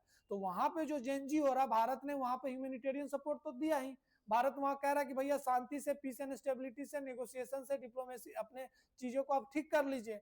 लेकिन भारत साथ साथ में अपने जो पूरे बॉर्डर एरियाज है, इंटरनल सिक्योरिटी है, उसको लेकर बड़ा सचेत है, बड़ा कॉशियस, बड़ा वो कंसर्न में रखा हुआ है कि कोई इन्फिल्ट्रेशन नहीं हो सकता। क्योंकि जो स्टेट स्पॉन्सर कंट्री है लाइक पाकिस्तान, एकदम नाम लेकर ही बोलना है पाकिस्तान, अब वो नाम वाला फिल्म वाला जमाना गया, पड़ोसी देश, state sponsor state like Pakistan, वो इस चीज का इंतजार में है कि यहां से हम इन्फिल्ट्रेशन कर सकते हैं। और देखा भी गया है कि बिहार में एक इंफॉर्मेशन आया था इंटेलिजेंस का कि 3 लोगों का एंट्री हुआ। तो ये जरूर सवाल आएगा कि फिर भारत क्या कर रहा है? भारत हाथ में हाथ धार के बैठा हुआ है? तो नहीं सर, भारत हाथ में हाथ धार के नहीं बैठा हुआ, भारत चीजों को देख रहा है, कॉशियसली देख रहा है, चीजें समझ रही है और साथ साथ में अपने इंटर सिक्योरिटी को ध्यान में रखे हुए अपने बॉर्डर एरियाज को सील कर रहा है। और स्ट्रांगली वहां पे शस्त्र सीमा बल, यहाँ पे शस्त्र सीमा बल यूज होगा, शस्त्र सीमा बल अपने चीजों को ध्यान में रखते हुए state forces like Bihar, UP. ये जरूर सवाल आएगा कि भारत फिर क्या कर रहा है? हम लोग तो बोल दिया और हाथ में हाथ धाग, नहीं एकदम नहीं। हमारा ये है कि हम इंटरनल सिक्योरिटी को अच्छे से प्रिजर्व कर रहे हैं। कैसे कर रहे हैं? तो ये तरीका है। आप और कौन रह गया? आप, हाँ बताइए। और बताइए नेपाल को लेकर क्या आपको क्या मुख्य कारण लगता है? नेपाल का जेनजी कारण क्यों बना, मुझे इसका जवाब दीजिए। जेनजी कारण बनने के पीछे क्या, वहां पे क्या है, पॉलिटिकल स्ट्रक्चर क्या है नेपाल का?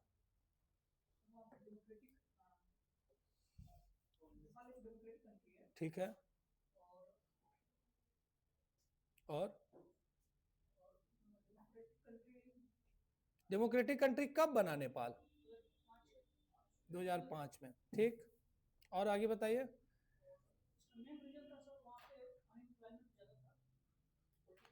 Unemployment, corruption, nepotism, and last political instability due to the rise and fall of monarchies. ये भी याद रखिएगा, वहां पे बहुत सालों से, दशक से मोनार्ची आ रहा है जा रहा है, आ रहा है जा रहा है। फिर वहां पे एक जन आंदोलन हुआ, उस जन आंदोलन में पहले एक मोनार्ची को चेंज करके कॉन्स्टिट्यूशनल मोनार्ची बनाया गया। फिर जन आंदोलन 2 हुआ, उस जन आंदोलन 2 में पूरा मोनार्की सिस्टम को हटाकर वहां पे डेमोक्रेटिक रिपब्लिक सेटअप किया गया 2005 में। अगर आपसे जबरदस्ती नेपाल में घुस गया कि अच्छा नेपाल यही, बस यही, तो नेपाल का थोड़ा इतिहास बताइए। तो नेपाल का पॉलिटिकल, बांग्लादेश का पॉलिटिकल स्ट्रक्चर तो जानते ही हैं, नेपाल का भी क्या पॉलिटिकल स्ट्रक्चर, वो डेमोक्रेटिक रिपब्लिक है। तो उसमें तो सुनते थे कि राजा होता था, ज्ञानेंद्र राजा, वीरेंद्र राजा। तो वहां पे एक जन आंदोलन कब हुआ था? सवाल आपसे अगर नेपाल के पॉलिटिकल स्ट्रक्चर में भी पूछ सकता है कि जन आंदोलन 1, जन आंदोलन 2। पहला जन आंदोलन, पुराना वाला हिस्ट्री छोड़ दीजिए, पहला जो जन आंदोलन 90s में हुआ था वो इसलिए हुआ था, जो मोनार्की सिस्टम आ रहा था उसको रिमूव करके कॉन्स्टिट्यूशनल मोनार्की, जिसके कारण फिर से करप्शन, इनस्टेबिलिटी, फेवरेटिज्म ये सब चलते रहा। फिर जन आंदोलन 2 हुआ जिससे पूरा मोनार्की सिस्टम को रिमूव किया गया और वहां पे डेमोक्रेटिक रिपब्लिक सेटअप चुना गया एंड मल्टी पार्टी डेमोक्रेसी। समझ रहे हैं? तो कारण क्या क्या बना? करप्शन, फेवरेटिज्म या nepotism, unemployment, political instability due to the long rise and fall of monarchies. अब फिर से वीरेंद्र साहब को बोल रहे, वीरेंद्र सिंह जो है उसको फिर से बोला जा रहा, हो सकता है ये फिर से पावर लेप में आ जाए।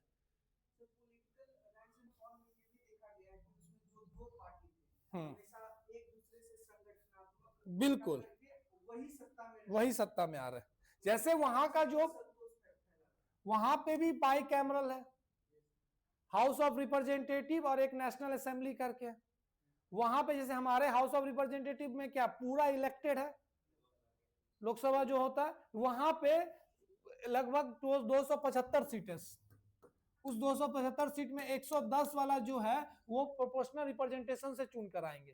प्रोविंशियल असेंबलीज वाला प्रोपोर्शनल रिप्रेजेंटेशन थ्योरी तो पता, उतने बस याद रखना है। और बाकी जो बच रहा है दे इलेक्टेड फ्रॉम द वही first past the poll system वाला, जैसे हम लोग लोकसभा में अपने मेंबर्स को चुनते हैं। और उसके बाद वहां पे कॉलिशन को लेकर, तो कॉलिशन बार बार हो रहा है कि चेंज ही नहीं हो रहा। और 2 इंपॉर्टेंट स्कैम देखा गया था वहां पे, उस स्कैम को लेकर भी बड़ा करप्शन ज्यादा देखा गया, उसी को लेकर भी बवाल बना। और लास्ट में जो इग्नाइट किया है वो सोशल ऐप बैन। ये पूरा स्ट्रक्चर है नेपाल का, बस आपको पॉइंट वाइज जैसे इतने याद रख के जाना है दिमाग में, और कुछ नहीं। मोनार्ची वाला समझे, जन आंदोलन 1 एंड जन आंदोलन 2, पॉलिटिकल स्ट्रक्चर बस याद रखना है दिमाग में। एक 95 के आसपास हुआ था और एक उसके बाद हुआ 2000 के आसपास।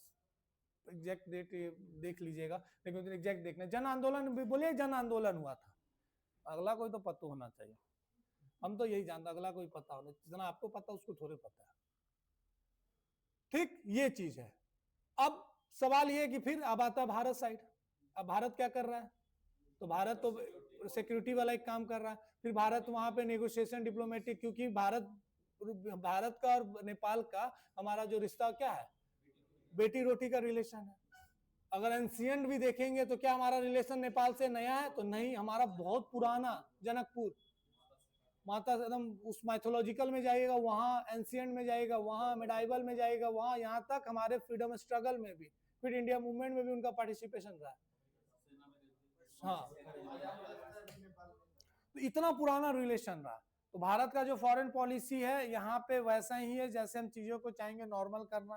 तो भारत यहाँ पे नेबरहुड फर्स्ट पॉलिसी को ध्यान में रखते हुए अपने रीजनल इंस्टीट्यूशन जैसे सार्क जैसे संस्थान उसको स्ट्रांगली इंप्लीमेंट करके चीजों को नॉर्मल करना चाहता है। और भारत फिर से चाहता है कि वहां पे शांति और स्टेबिलिटी आए। भारत के लिए क्या चैलेंज बना हुआ है? Again infiltration, China, the route for Pakistan की वहां से वो चीजों को इजिली एक्सेस करे। और चाइना ने वहां पे एक इंपॉर्टेंट कॉरिडोर बना दिया है, जिसने चाइना और नेपाल ने एक एग्रीमेंट साइन किया है, जिससे चाइना और भी भारत के नजदीक आ गया, Himalayan corridor. And this is also the part of BRI, belt road initiative का एक पार्ट है, जिसका नाम रखा है China Himalayan corridor, where Nepal and China have sign agreement which create China more closer to India. और भी क्या है डिस्प्यूट चाइना नेपाल को लेकर? बस ये काला पानी लिपू लेक को लेकर है, क्योंकि जब भी उन्होंने कॉन्स्टिट्यूशनल जब 2015 में फिर से अपने संविधान को वो अमेंडमेंट लाया, तो उन्होंने अपने फिर से मैप को रीडिजाइन किया, और उस डिजाइन में करते उन्होंने काला पानी लिपू लेक को अपना दिखाया। तो ये थोड़ा सा डिस्प्यूट्स बना रहता है, लेकिन भारत इसको बड़ा कॉशियसली डिप्लोमेटिक इंगेजमेंट से साथ साथ चीजों को रिजॉल्व कर लेता है। मधेसी वाला ही तो है, लेकिन थोड़ा सा पुराना हो गया। मधेसी वाला अगर पता रहे तो पूछ देगा, मधेसी और रोहिंग्या में अंतर पूछ देगा, तो वहीं पे जवाब देना जहां पूरा नॉलेज है, कॉन्फिडेंट है, पूछ देगा। उसको पूछने में क्या जा रहा है? उसको पूछने में कुछ नहीं जा रहा, जवाब देने में आपको जाएगा। सच्चाई है। अब पूछने का तो कुछ भी पूछ देगा उसको।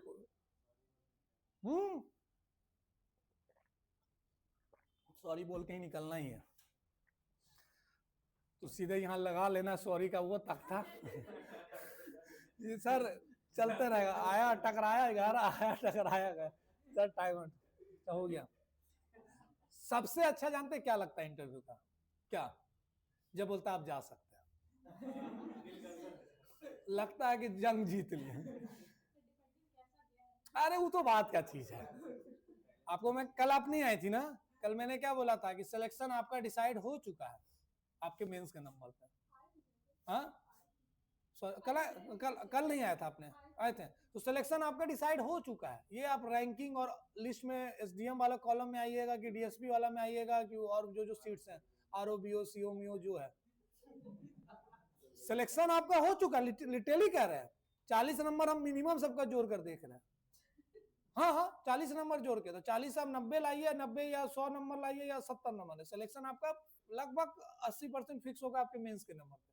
अगर आप 428 कट ऑफ गया होगा, 428 मेरा अपना नंबर था इसलिए याद है, उतना ही था, 425 था, 400 हाँ 425 कट ऑफ था, 428 आया था, तो ये इतना कट ऑफ, तो वो अगर उतना आया आप जोड़ लीजिए उसमें 90 नंबर तो आप देता भी नहीं, 90 नंबर तो कितना हुआ? 510 515 500 तो नहीं ना होगा। 90 नंबर तो आपका सिलेक्शन किसके बेस पे होगा? मेंस के। अगर मेंस पे आप अभी 500 लाए होंगे, कट ऑफ गया होगा 470 के आसपास, तो आप पहले से 30 नंबर का इसलिए हुए, और 40 नंबर इधर आ रहा, तो आप लिस्ट में तो आइएगा। तो ये जबरदस्ती का दिमाग से निकालिए। इंटरव्यू इसलिए मैं आपको कल यही समझा रहा हूँ, भागने की जरूरत नहीं है, जो करना था मेहनत आप कर चुके हैं, ये एक फॉर्मेलिटी है, उसको पूरा कीजिए। एक रूट है the last part to the बिपार्ट, तो वही चीज है जो हमारा संवाद का जो हमारा मोटो है, क्या लास्ट पाथ टू बिपार्ट, वही चीज है। ये पाथ में आप चल रहे हैं, हाँ सीधा पहुंचिएगा नहीं कि वो वाला चीज है, तो वो इसमें ज्यादा टेंशन नहीं लेना। तो दिस इज ऑल अबाउट, तो ये नेपाल वाला चीज है, क्योंकि नया टॉपिक है, फॉरेन रिलेशन में आपने कम पढ़ा होगा, इसलिए नेपाल का पॉलिटिकल स्ट्रक्चर, वहां पे डेमोक्रेटिक रिपब्लिक है, पॉलिटिकल स्ट्रक्चर में बाइकैमरल है, याद रखिएगा। ये भी पूछ सकता है कि वहां का पॉलिटिकल स्ट्रक्चर क्या है, क्योंकि ज्यादा आपने नहीं सुना होगा। तो हाउस ऑफ रिप्रेजेंटेटिव और national assembly, house of representative हमारा ऐसी लोकसभा जैसा है। दूसरा यहाँ पे पूछेगा कि वहां पे इलेक्शंस का प्रोसीजर क्या है, तो इलेक्शन वैसा ही, first past the poll system, जिसको मेजोरिटी आएगा वो हाउस ऑफ रिप्रेजेंटेटिव में आएगा। और इस हाउस ऑफ रिप्रेजेंटेटिव में दो तरीके से हैं, एक आपको 110 सीट जो रिजर्व है फॉर द प्रोपोर्शनल रिप्रेजेंटेशन के लिए, जो प्रोविंशियल असेंबली से चुन कर आएंगे, और बाकी का जो डायरेक्ट इलेक्शंस होता है। उसके बाद पूछा जाएगा कि और इसका कॉजेस क्या है, ये जेनजी अनरेस्ट का, तो ये याद रखिएगा, political instability, nepotism, corruption, unemployment. Answer the core factor behind this, the rise and fall of monarchy, and बार बार उनके संविधान को अमेंड करना। और जो इग्नाइट फैक्टर बना है, जो इमीडिएट फैक्टर बना है, वो सोशल ऐप को बैन करना। तो वो अगर इसमें फिर पूछेगा कि सोशल ऐप को क्यों बैन करने का पीछे कारण था, तो सरकार का पॉइंट ऑफ व्यू तो बताइएगा। कि भैया सोशल जो वो होता है रूल्स एंड रेगुलेशन, उसको ये आप लोग नहीं फॉलो कर रहे थे, इसलिए बंद किया गया था और कुछ ही एरियाज में बंद किया गया था। जैसे जेनजी या जो वहां के यंगस्टर को लगा कि उनके freedom of speech and expression को सीधे डायरेक्टली वायलेट किया जा रहा है, जिसको लेकर पॉलिटिकल अनरेस्ट हुआ। सपोर्ट्स फ्रॉम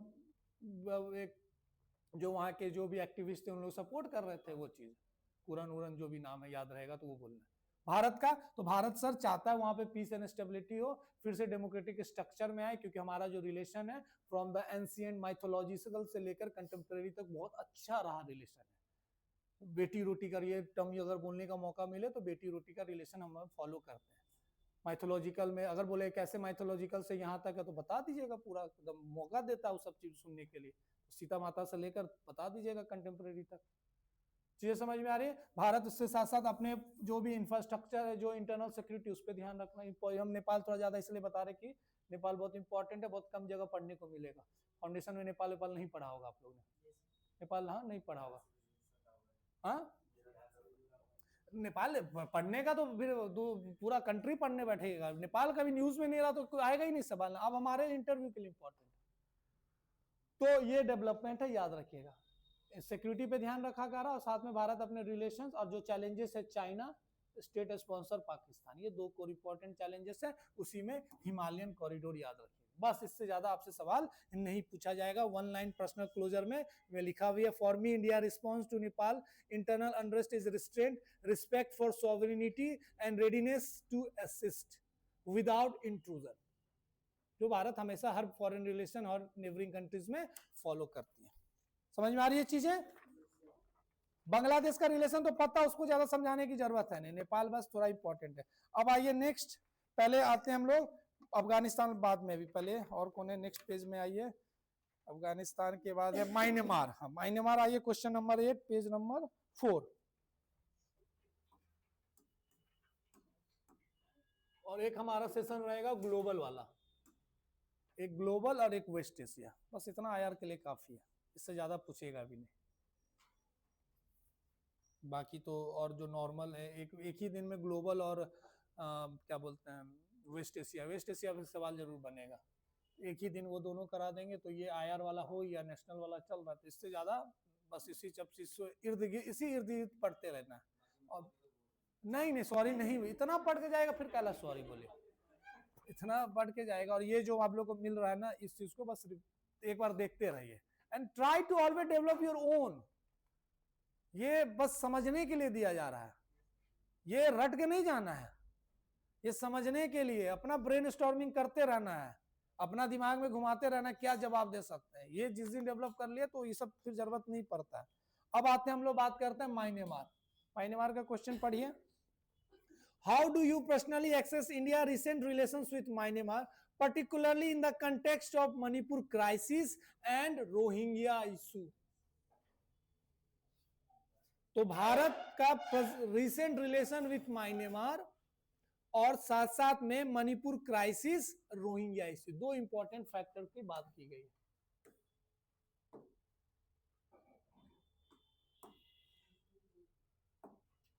एक क्या हो गया, मणिपुर,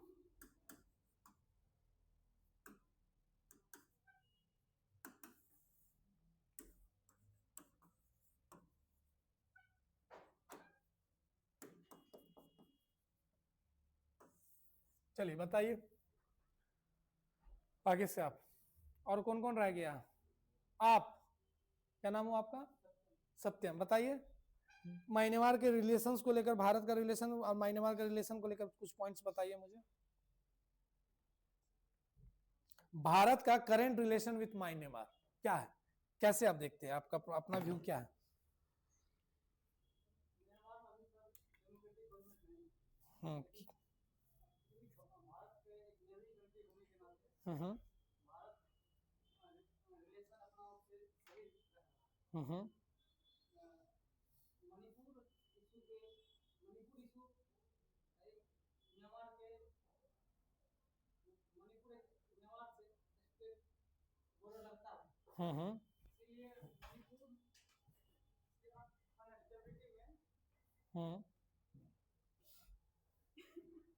आप इतना हेजिटेट होकर क्यों बोल रहे हैं, पहले ये बताइए। जब मेरे सामने आप इधर बोल रहे तो अंदर तो आपको और डर लगेगा, डर हमको ऐसा अभी तक किसी को ऐसा लग रहा है कि हमसे डर, हम किसी एंगल से हमसे डरना चाहिए? नहीं सर से डर रहे होंगे तो ठीक है, हमसे लग रहा है कि 2-4 दिन से कि मुझसे डरना चाहिए। जो हमसे पढ़े होंगे, आप तो पढ़ी है ना 30-32 पर ना, उसमें थी ना आप तो, अब कभी लगा हमसे डरना चाहिए? तो हमसे नहीं डरना चाहिए तो फिर उन लोग से भी क्यों डरना है? हमसे डरिए। क्यों नहीं है? क्या नहीं पढ़ा आपने? ये क्या ये सही नहीं कि रेल मांगा गया था?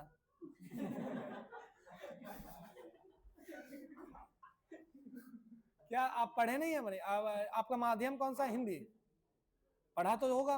म्यांमार आप पढ़े तो होंगे, म्यांमार, भारत और म्यांमार रिलेशन तो पढ़ा होगा। तब तो उसमें मणिपुर क्राइसिस भी एक फैक्टर बना था। रोहिंग्या इशू तो बहुत पुराना चलते आ रहा है, यदा यदा धर्मस्य चल रहा है वो तो। मणिपुर रिसेंट है, मणिपुर क्राइसिस नेशनल में भी पढ़ा भी आपने, क्योंकि मणिपुर इसलिए न्यूज में फिर से आएगा, आपसे सवाल पूछा जाएगा कि मणिपुर में क्या कारण था, और दूसरा है कि प्रधानमंत्री सितंबर में विजिट किए थे, इसलिए वो फिर से न्यूज में आ गया था। न्यूज में तो है ही, पर हम लोग को दिख नहीं रहा था। ऐसा नहीं कि प्रधानमंत्री गए तो न्यूज में, तो शुरू से न्यूज में है, लेकिन और प्रधानमंत्री के 2 साल लग गया प्रधानमंत्री को जाने में, तो फिर से न्यूज बना। तो ये दोनों फैक्टर म्यांमार का भारत के कंटेक्स्ट में क्या क्या आपको लग रहा? तो आपने पढ़ा है तो फिर डरना क्यों? जो म्यांमार को लेकर आप बताइए। भारत और म्यांमार के सीमा साझा होने के कारण बहुत सारे इंटरनल सिक्योरिटी का मैटर्स रहता है। उसके बाद जैसे कि अब मणिपुर क्राइसिस हुआ तो कहीं ना कहीं फेडरेशन के कारण वहाँ पे ट्रांस बॉर्डर इथनिक ग्रुप्स वगैरह जो क्लैश हुए थे हुआ था। बिल्कुल सही। उसके साथ जो म्यांमार में जो इंटरनल सिचुएशंस थे, वहाँ के जो इथनिक ग्रुप रोहिंग्या वगैरह थे, या फिर जो वहाँ के रहने वाले थे बुद्धिस्ट और उनके डिस्प्यूट के कारण जो है रोहिंग्या माइग्रेट हुए इंडिया की तरफ, जो एक इंडिया के लिए एक चैलेंज के रूप में हुआ, जिसको अभी रोहिंग्या को भी पॉइंट आउट करके उनको वापस भेजा जा रहा है। ऊपर से क्या है कि अगर देखा जाए तो जिससे बांग्लादेश का रिलेशन हो चुका है, और चिकन नेक जो रास्ता है उसका अल्टरनेट रास्ता रूप में सिक्योर पोर्ट से भारत जो म्यांमार से डेवलप कर रहा रास्ता। अब बड़ा लंबा आंसर देने लगता, हम शॉर्ट एंड कंसाइज करते हैं। आपको इसको तो पहले छोटा कीजिए, आप आंसर देना, इतना लंबा आपको सुनेगा भी नहीं, और जो आप बोलना चाहेंगे पता चला वो रह ही गया, अंदर ही रह गया। अभी प्रेजेंट में इंफ्रास्ट्रक्चर दोनों म्यांमार और भारत इंफ्रास्ट्रक्चर पे काम कर रही है साथ में।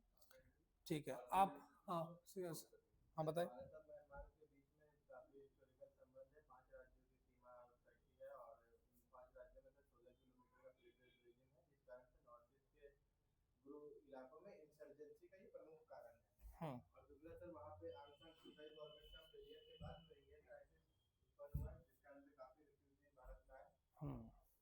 भारत के लिए पॉलिटिकल अनरेस्ट से ज्यादा भारत के लिए नेशनल सिक्योरिटी बहुत बड़ा चैलेंज किया गया। भारत का पॉलिटिकल अनरेस्ट तो जैसा था वैसे ही आज भी है, कुछ अनरेस्ट नहीं हमारे भारत में। भारत में पॉलिटिकल अनरेस्ट तो नहीं है। Due to the political unrest in Myanmar after 2021 where the military coup was held, where Aung San सू सरकार जो भी थी उनको रिमूव किया गया, और जिसके कारण और भी रिफ्यूजी या जो भी इन्फिल्ट्रेशन वो तेज हो गया। इसके कारण जिसका कंसिक्वेंसेस मणिपुर के डेमोग्राफी पे पड़ा। अब कैसे कनेक्ट करना है, कैसे चीजों को, आपसे 2 सवाल बार बार पूछा गया, मणिपुर क्राइसिस और रिफ्यूजी। तो आप शुरू कीजिएगा कि भैया भारत का जो स्ट्रक्चर, जो म्यांमार में ये सब चीज था, वहां पे पॉलिटिकल अनरेस्ट हुआ, वहां की चुनी हुई सरकार को मिलिट्री कू जुंटा गवर्नमेंट आए, और जिसके कारण इकोनॉमिकली ह्यूमैनिटेरियन ये सब प्रॉब्लम बढ़े, तो वहां से इन्फिल्ट्रेशन शुरू हुआ, और वो आके मणिपुर, क्योंकि बॉर्डर स्टेट है, पोरस बाउंड्री है, तो वहां पे आके सेटल होने लगे, जिसके कारण मणिपुर का डेमोग्राफिक बिगड़ने लगा, और वो भी एक इंपॉर्टेंट कारण बना for the Manipur crisis, Kuki और मेथीस वाला। इतना बोल के बस शांत हो जाना, यहाँ पे बता दो। फिर पूछेगा कि अच्छा मणिपुर क्राइसिस में सिर्फ मेथीस और तो उसको कुछ नहीं करा, लेकिन अभी आपको जोड़ना है मणिपुर से, म्यांमार को मणिपुर से। तो उसमें रिफ्यूजी जो रोहिंग्या इशू है वो भी बहुत पुराना है, दुनिया का सबसे बड़ा रिफ्यूजी माना जा रहा है एज द यूएन रिपोर्ट, और भारत कभी कोई सिग्नेटरी नहीं रहा, यूनाइटेड नेशन कन्वेंशन का कोई सिग्नेटरी नहीं है रिफ्यूजी को लेकर। तो एक ह्यूमैनिटेरियन, साथ साथ में हमारे पास कुछ ऑब्लिगेशंस है। ह्यूमैनिटेरियन के कारण वो एकदम साफा नहीं करते, निकाल ही नहीं पा रहे हैं, और हमने कोई सिग्नेटरी नहीं, तो हमारा कोई जवाबदेही नहीं बन रहा। तो ये भी भारत के लिए बड़ा चैलेंज बन रहा है। उसमें सुप्रीम कोर्ट और वो तो अलग चीज है, वो अभी नहीं उतना जाना है। अभी सुप्रीम कोर्ट में केस गया था, उनके एडमिशन को लेकर सरकार को बोला गया कि जब तक कोई नहीं होता तब तक आप उस लॉ को मानिए, इस चीज को मानिए। तो रोहिंग्या इशू भी बहुत है, तो रोहिंग्या भी बहुत बड़ा फैक्टर रोल प्ले कर रहा है म्यांमार इंडिया रिलेशन में। म्यांमार इंडिया, तो भारत और म्यांमार का रिलेशन कैसा है?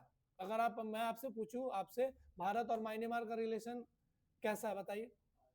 जब से वहाँ पे जुंटा का सरकार आया, उससे पहले का बताइए, जुंटा अभी हटाइए, मुझे आप उनका बेसिक 3-4 पॉइंट बताइए कि सर भारत और म्यांमार का रिलेशन ठीक है, अभी पॉलिटिकल अनरेस्ट है, इनस्टेबिलिटी है, अभी हमारा वैसा रिलेशन नहीं है। लेकिन भारत और म्यांमार का relation after 1935 the separation of Burma from the, पढ़ा होगा आपने ब्रिटिश से, उसके बाद कैसे रिलेशन हुए? ठीक है, ये अच्छा था कि सर नहीं पता। जैसे आपने म्यांमार का पढ़ा होगा 5B,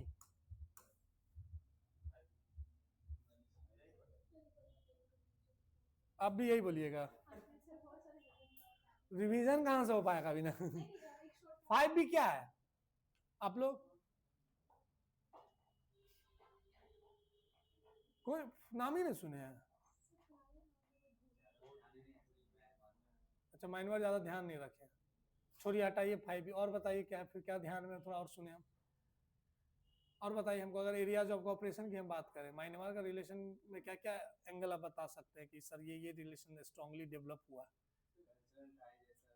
कल्चरल टाइज, तो we are the land of Buddha, तो उनका सबसे बड़ा पिलग्रिमेज सेंटर हम है, ठीक है। दूसरा इंफ्रास्ट्रक्चर एंड डेवलपमेंट में क्या क्या है बताइए। पहला तो आप बोल रहे हैं कौन कौन,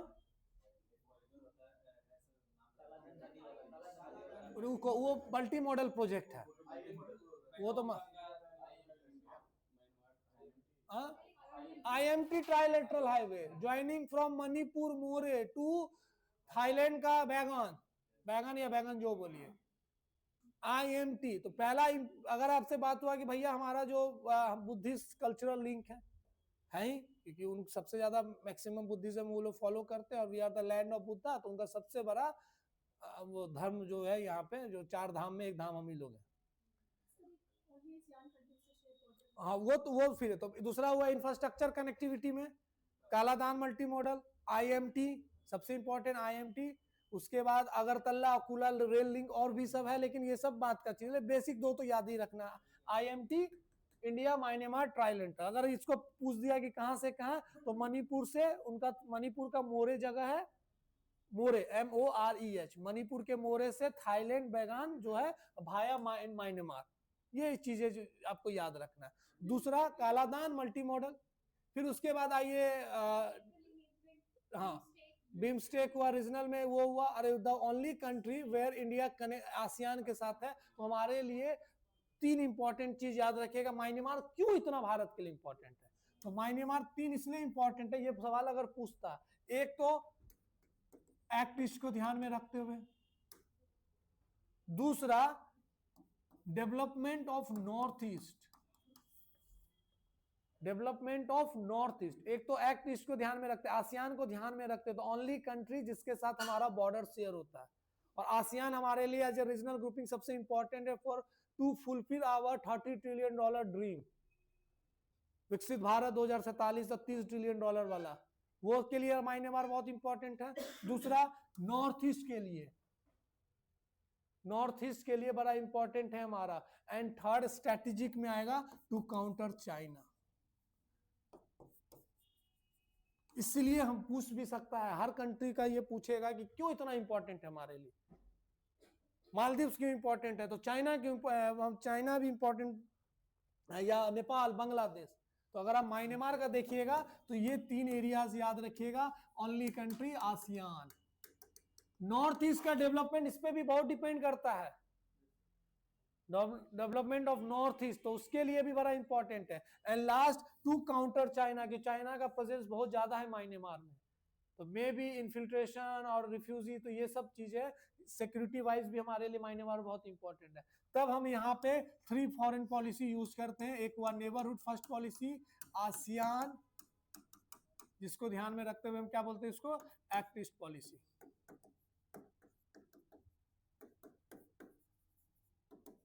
एंड सागर डॉक्ट्रिन भी अब यहाँ यूज कर सकते हैं। बिल्कुल बोला ही जाता, गेटवे टू आसियान बोला ही जाता।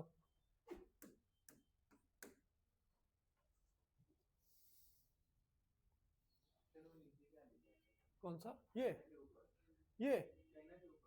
चाइना कहाँ गया? अच्छा ये to counter China, to counter China. Sir, you talked about 5B of Myanmar. First is Buddhism, second is bilateral relations. नहीं, first is Buddhism, second is Bollywood, Bollywood. हाँ, थर्ड इज बर्माटिक। बॉलीवुड क्यों पूछ रहा है? ऐसा वो मुंह क्यों बना रहा है? मेरे पिया गए यंगून। अब ना आ गया करण जोहर एरा, तो स्विट्जरलैंड जाते हैं। जब राज कपूर एरा था तो हम लोग म्यांमार बर्मा जाते थे। म्यांमार का जो कैपिटल है यहाँ, वहाँ पे एक ही शहर में दो तीन चार बॉलीवुड के वो टॉकी जो थिएटर्स हैं जो फुल रहता है। अभी धुरंधर लगल होगा। सागर डॉक्ट्रिन, साथ में सागर डॉक्ट्रिन, बॉलीवुड बर्मा ट्रिक, नहीं बे ऑफ बंगाल नहीं है, बर्मा टिक टिक बड़े वो जो लकड़ी होता है सागौन। बिजनेस, एक बी से होता है बिजनेस, बिजनेस वो शुरू से हमारा बिजनेस हमेशा रहा। बिजनेस, बर्माटिक, बॉलीवुड, बुद्धिज्म, और एक भी और छूट गया, क्या है? नहीं बायलेटरल नहीं है, भारतनाट्यम। हाँ भरतनाट्यम है, उनका भी कल्चर है, उस चीज को पसंद करते हैं और हमारा एक कनेक्टिंग लिंक माना जाता है भारतनाट्यम। ये मेरा बनाया हुआ नहीं है, ministry of external affairs 5 B's है, Indian foreign policy based on 5 B's। अगर ये 5 B याद रहे तब चिपकाइएगा, अगर म्यांमार के पूछता नहीं पता है याद है पूछ देगा, अगर नहीं तो एक को में रहे तो बॉलीवुड बोले, बॉलीवुड जैसे फिर है तो अब पहला तो बर्मा, पहला तो आप बताइएगा ठीक है भैया बुद्धिज्म, दूसरा जान के बताना है बॉलीवुड, तो पूछेगा क्यों, तो फिर गाना भी गा देना है, सुर में गाइए नहीं गाइए, तो आप हमें क्या कर, you are controlling the interview.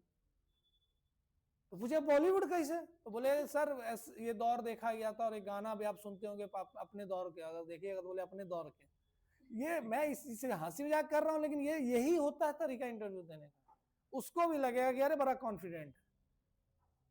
अगर आप बॉलीवुड पूछेगा तो पक्के से 100% वो जवाब बोलेगा, जैसे आप पूछिए वैसे वो भी पूछेगा, उधर बॉलीवुड क्यों, उनको ही नहीं पता, जैसे आपको नहीं पता उसे उनको भी नहीं पता था। समझ में आ रही है चीजें? ये पॉइंट समझ में आया यहाँ तक? मणिपुर क्राइसिस आपने पढ़ चुका है, ethnic fault line, Nitish cookies, उसके पीछे क्या क्या कारण है। एक वैली की तरह है, सारे पॉपुलेशन यहीं पे हैं, बाकी सब पॉपुलेशन पे अलग अलग लोग हैं, और वहां पे 2021 में वहां पे भी अलग तरीका का पूरा सरकार है, बार बार वहां पे मिलिट्री इंगेजमेंट रहा है। फिर उसके बाद 2015 के बाद आंग सान सू सरकार बनकर आती है, लेकिन वो प्राइम मिनिस्टर नहीं बन पाते हैं, प्रेसिडेंट नहीं बन पाते, क्योंकि उनके ऊपर उनके संविधान में एक नया पता था भविष्य में कभी ना कभी आएंगी तो बनेंगी ही पावर में, तो उन्होंने संविधान में पहले संशोधन कर दिया कि कोई भी यहाँ का head of the state government नहीं बन सकता है जिसका कोई भी पति या पत्नी ब्रिटिश नागरिक से शादी किया होगा। तो वो नहीं बन पाए, तो उनकी सरकार ने एक नया पोस्ट लिया है जिसको नेशनल स्टेट म्यांमार काउंसिल का बनाकर उनको बनाया गया। फिर से दोबारा इलेक्शन जीत के आती है, तो फिर से वहां पे हल्ला मच गया कि भैया इलेक्शंस फ्री एंड फेयर नहीं थे, जिसके कारण वहां को पूरा इलेक्शन को रद्द किया गया। जो वहां की जो मिलिट्री थी जुंटा, उन्होंने पूरा ओवरटेक किया और जितने सब लीडर्स थे सबको जेल में बंद कर दिया। अब भारत के लिए सवाल उठता है, how they manage with unelected militarised democracy. तो भारत के लिए बड़ा पैराडॉक्स बना है, भारत के लिए बड़ा डायलेमा बना है कि हम कैसे रिलेशन बनाएंगे। For the sake of national interest, for the sake of national security, we have to engage with the military junta. Junta वहां के जो मिलिट्री जो है उनको गवर्नमेंट को जुंटा ही बोलते हैं ना, हाँ जुंटा ही बोलते हैं, जुंटा JUNT। तो उनके साथ वो नेगोशिएशन करना पड़ रहा है, और हम लोग ये चाह भी रहे कि वहां पे डेमोक्रेटिक स्ट्रक्चर भी आए। सेकेंडरी पॉइंट जोड़ते रहना कि although we are the vocal for the democracy, we are the leader in the democratic structure, we always believe कि जितना democratic structure होगा उतने अच्छे relations smoothly होंगे। तो we always want to peace and stability through democratically way। समझ में आनी चीजें? मणिपुर का अब वहां का चैलेंजेस में रोहिंग्या बहुत बड़ा इश्यूज बना है। दे रोहिंग्या को लोग मानते हैं कि हमारा नहीं है, बांग्लादेशी है, लोग मानने के लिए तैयार नहीं है। Due to the porous boundary they filtrate to the India. लगभग 19,000 से 20,000 रोहिंग्या भारत में पाए जाते हैं। हो सकता कोई बीपीएससीओ में हो खतरनाक का इंटरव्यू में मिल गया समझ रहे हैं। तो ये एक इश्यूज बना, यही रोहिंग्या वाला इश्यूज है जिसका इम्पैक्ट मणिपुर क्राइसिस में भी पड़ा, क्योंकि वो साइबर सिक्योरिटी है तो नया पॉइंट को उतना लंबा पॉइंट हो, हाँ वो फिर वो सब में जाना ही नहीं उतना लंबा, उतना टाइम थोड़े देगा। हम आपको सिर्फ कोर 2-3 पॉइंट बता रहे हैं जो बोलना है वहां पे।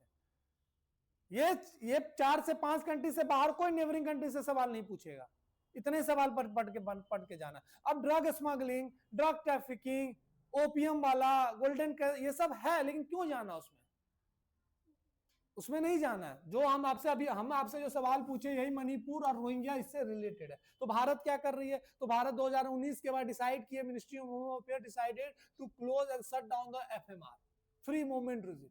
16 किलोमीटर का स्ट्रेच उसको बंद करने की बात की है और सारे बाउंड्री को सील करने की बात की गई, ठीक, क्योंकि पोरस बाउंड्री है, ये सबसे बड़ा भारत के लिए चैलेंज बना हुआ। इसका इंपैक्ट मणिपुर से हमेशा जोड़ते रहना। भारत पूछिए कौन से स्टेट से है, तो अरुणाचल प्रदेश, नागालैंड, मणिपुर और मिजोरम, 4 स्टेट से बाउंड्री शेयर करते हैं, जिसमें मणिपुर से लगभग 625 या 614 किलोमीटर के साथ बाउंड्री शेयर किया जाता है। बस खत्म, कुछ नहीं, बहुत से बाहर क्या पूछ लेगा, इतने ही मायने मार। मैं आपको चीजें समझा रहा हूं कि क्या बोलना है नहीं बोलना है, इतने दिमाग में इसी नोट्स को, इसी चीज को रिवाइज करके जाना और कुछ नहीं। बस आर्टिकल जो पेपर पढ़ते रहिए, उससे बाहर कुछ नहीं पूछेगा। इतना जवाब दे आपको। अगर क्या ड्रग स्मगलिंग वो तब बोलिएगा जब आपको लगभग 15 मिनट मणिपुर पे, म्यांमार पे ही बोलने के लिए बोला कि आपके लिए म्यांमार है, 15 मिनट में जो बोलना आप बोलिए, उसका चले जाइएगा। तब आप पूरा सर द 5B और ये एरिया ऑफ कोऑपरेशन और पूरा हिस्ट्री है सर, ऐसे एरियाज ऑफ कोऑपरेशन है, ये चैलेंजेस, लास्ट में सर वे फॉरवर्ड भी है मेरे पास और कंक्लूजन भी है। तो नहीं, आपको 2 मिनट 1 मिनट देगा मणिपुर और म्यांमार के ऊपर सवाल, आपको इसमें ओपिनियन आपके पूछाएगा। अगर इसके ओपिनियन को देखिएगा, for me India Myanmar policy must prioritise border stability, क्योंकि बॉर्डर इशू सबसे बड़ा है। अगेन पोरस बॉर्डर के कारण, इन्फिल्ट्रेशन के कारण, उसी के कारण रोहिंग्या इंटर कर चुके हैं, मणिपुर पे इंपैक्ट देखा है। तो बॉर्डर स्टेबिलिटी तो हमें चाहिए वहां पे। कैसे हम कर सकते हैं? तो हमने 2019 में एफएमआर वाला काम किया, ठीक, हम बहुत सारा वहां पे चीजें को नॉर्मल और पीसफुली कर रहे हैं। रीजनल सिक्योरिटी को ध्यान में रखते हुए, while responding to humanitarian crisis with restraint and responsibility, जो आपको इतना जो वो ले लास्ट में यही पॉइंट हुआ कंक्लूजन में। समझ में आ रही चीजें? तो this is all about Myanmar. अब आइए मालदीव्स।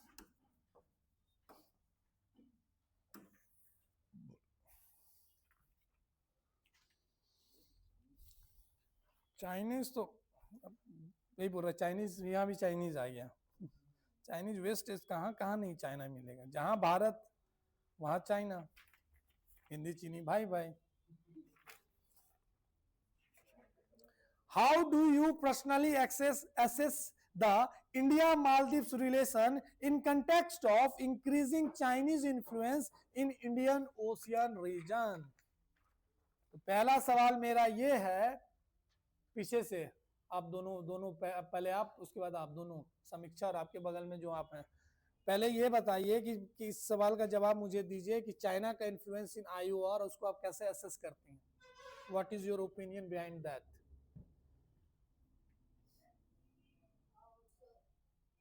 बोलिए। सर, जो चाइना का इंफ्रास्ट्रक्चर डेवलपमेंट प्रोग्राम है, कौन सा? चाइना का इंफ्रास्ट्रक्चर डेवलपमेंट प्रोग्राम बोल के, चाइना का BRI बोल के? चाइना का सीधे BRI बोलिए, वही है उसका सबसे बड़ा प्रोग्राम, एम्बिशियस प्रोजेक्ट। हाँ, चाइना का BRI प्रोजेक्ट के थ्रू उसका प्रेजेंस बन रहा है इंडियन ओशियन रीजन। आप आगे, आप समीक्षा, आप क्या है आपका ओपिनियन इस सवाल में?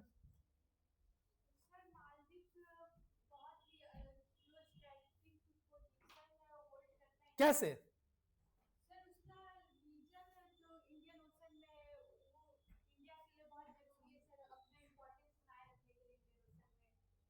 और भी तो नदी, और भी तो कंट्री, सिर्फ मालदीव्स क्यों इतना इंपॉर्टेंट है?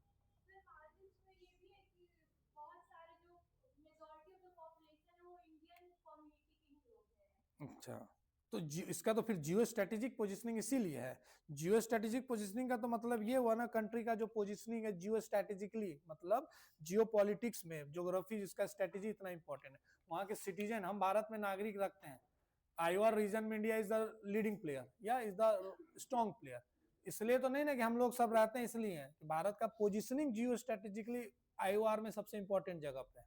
तो मालदीव्स जियो स्ट्रेटेजिकली इसलिए इंपॉर्टेंट है in the IOR because Maldives as act as a gateway of Indian ocean and routed under the important sea line of communication.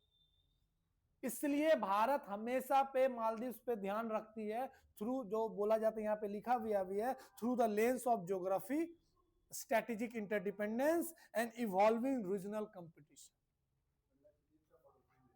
Lakshadweep का भारत का पड़ोसी बोलेगा कि लक्षद्वीप का पड़ोसी बोलेंगे हम लोग। अब वो अलग कांड करवाइए जो अभी लक्षद्वीप को लेकर वो लोग बोल दिया। हाँ बिल्कुल,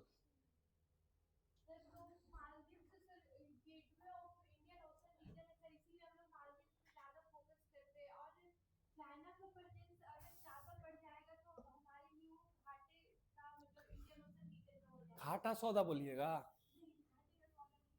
तो हम लोग अथी लाने गए, फॉर्चून के तेल पे बैठे हम लोग, घाटे का सौदा है सर, तो बोलेगा क्या बताइए फिर मुनाफे का सौदा कैसे किया जाए, वो पक्के से यही बोलेगा। उन लोग को कौन सी है, जितना बोलेंगे उतना काजू कतली खाते रहेंगे, चाय पीते रहेंगे, बुलाओ चाय, ऐसा तो कोई बिल तो बन नहीं रहा। हाँ ये हिंदी माध्यम वाले जो बच्चे हैं, हाँ इतना टफ लैंग्वेज होता है जियो अथी में, इंटरनेशनल रिलेशन में, हिंदी बच्चे ही समझ पाते होंगे कैसे बोलना, लिखने में और टफ लगता है। आप बताइए सर, जैसे कि gateway of Indian ocean region है मालदीव, तो वो सामरिक रूप से बहुत इम्पोर्टेंट है, और जो वहाँ का रिजीम मोइजुक का आने के बाद तो उसका झुकाव थोड़ा चाइना के प्रति है, तो भारत के लिए चुनौतीपूर्ण समय है और भारत इसके लिए अपना स्ट्रैटेजी भी वार्तालाप कर रहे हैं।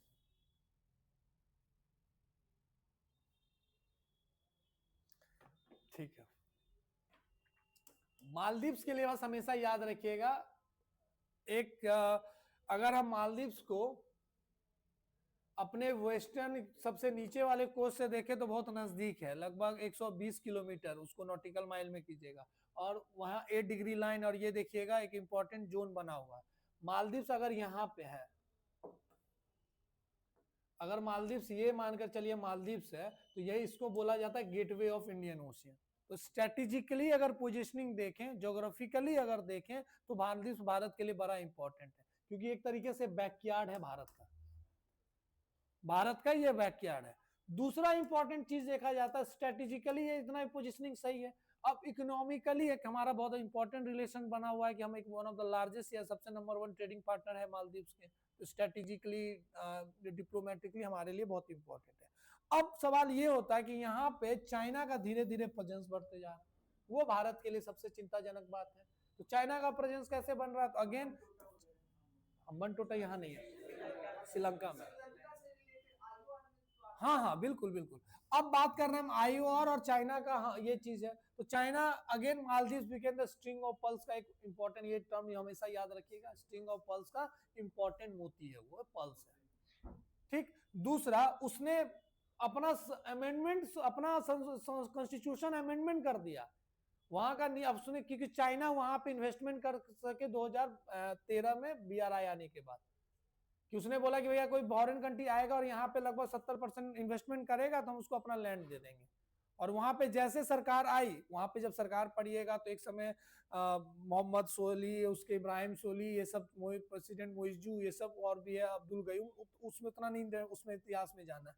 तो ये जो सरकार आती थी इसमें हमेशा कोई प्रो चाइना प्रो इंडिया आती है, तो जो प्रो चाइना आई उसने अपने अमेंडमेंट संविधान में संशोधन किया और इजिली एंट्री कर दी कि भैया चाइना आएगा और यहाँ पे इन्वेस्टमेंट करेगा, और धीरे धीरे चाइना ने पूरा कंट्रोल मालदीव्स का अपने किया गया। फिर वहां पे सरकार चेंज हुई, सरकार चेंज हुई तो फिर अगेन क्लोज टू इंडिया, तो इंडिया को भी ऑप्शंस मिला कि भैया ठीक है हम भी अपने एंगेजमेंट्स बढ़ाए, तो इंडिया वहां पे greater Male connectivity project, infrastructure, capacity building, humanitarian, ये सब प्रोजेक्ट करना शुरू कर दिया, सर्विलेंस सब कुछ सेटअप करना शुरू कर दिया।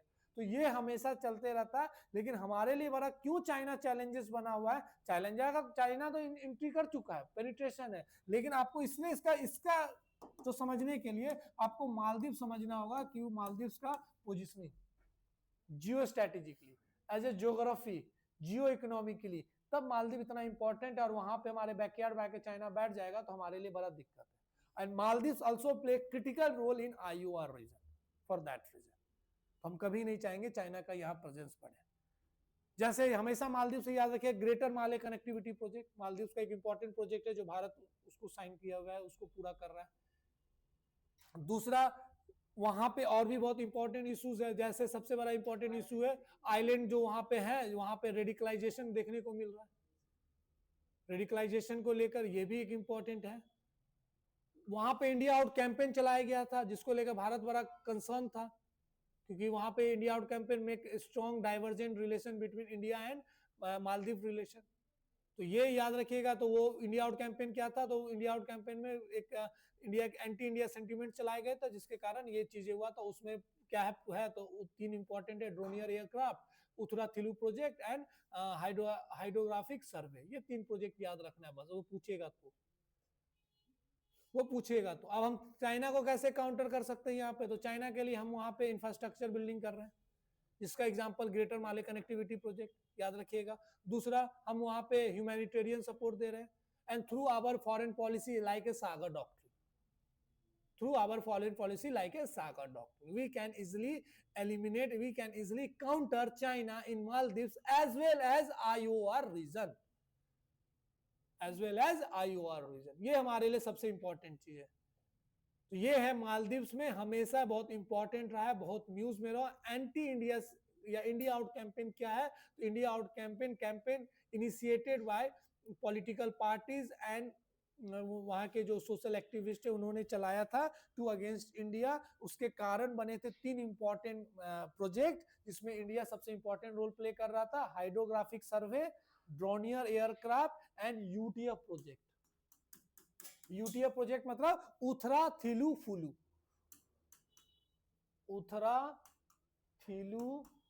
फुलू प्रोजेक्ट। ये तीनों प्रोजेक्ट को बेसिस बनाया गया था to strong contention regarding anti India sentiments. ठीक, और कुछ नहीं है मालदीव्स में।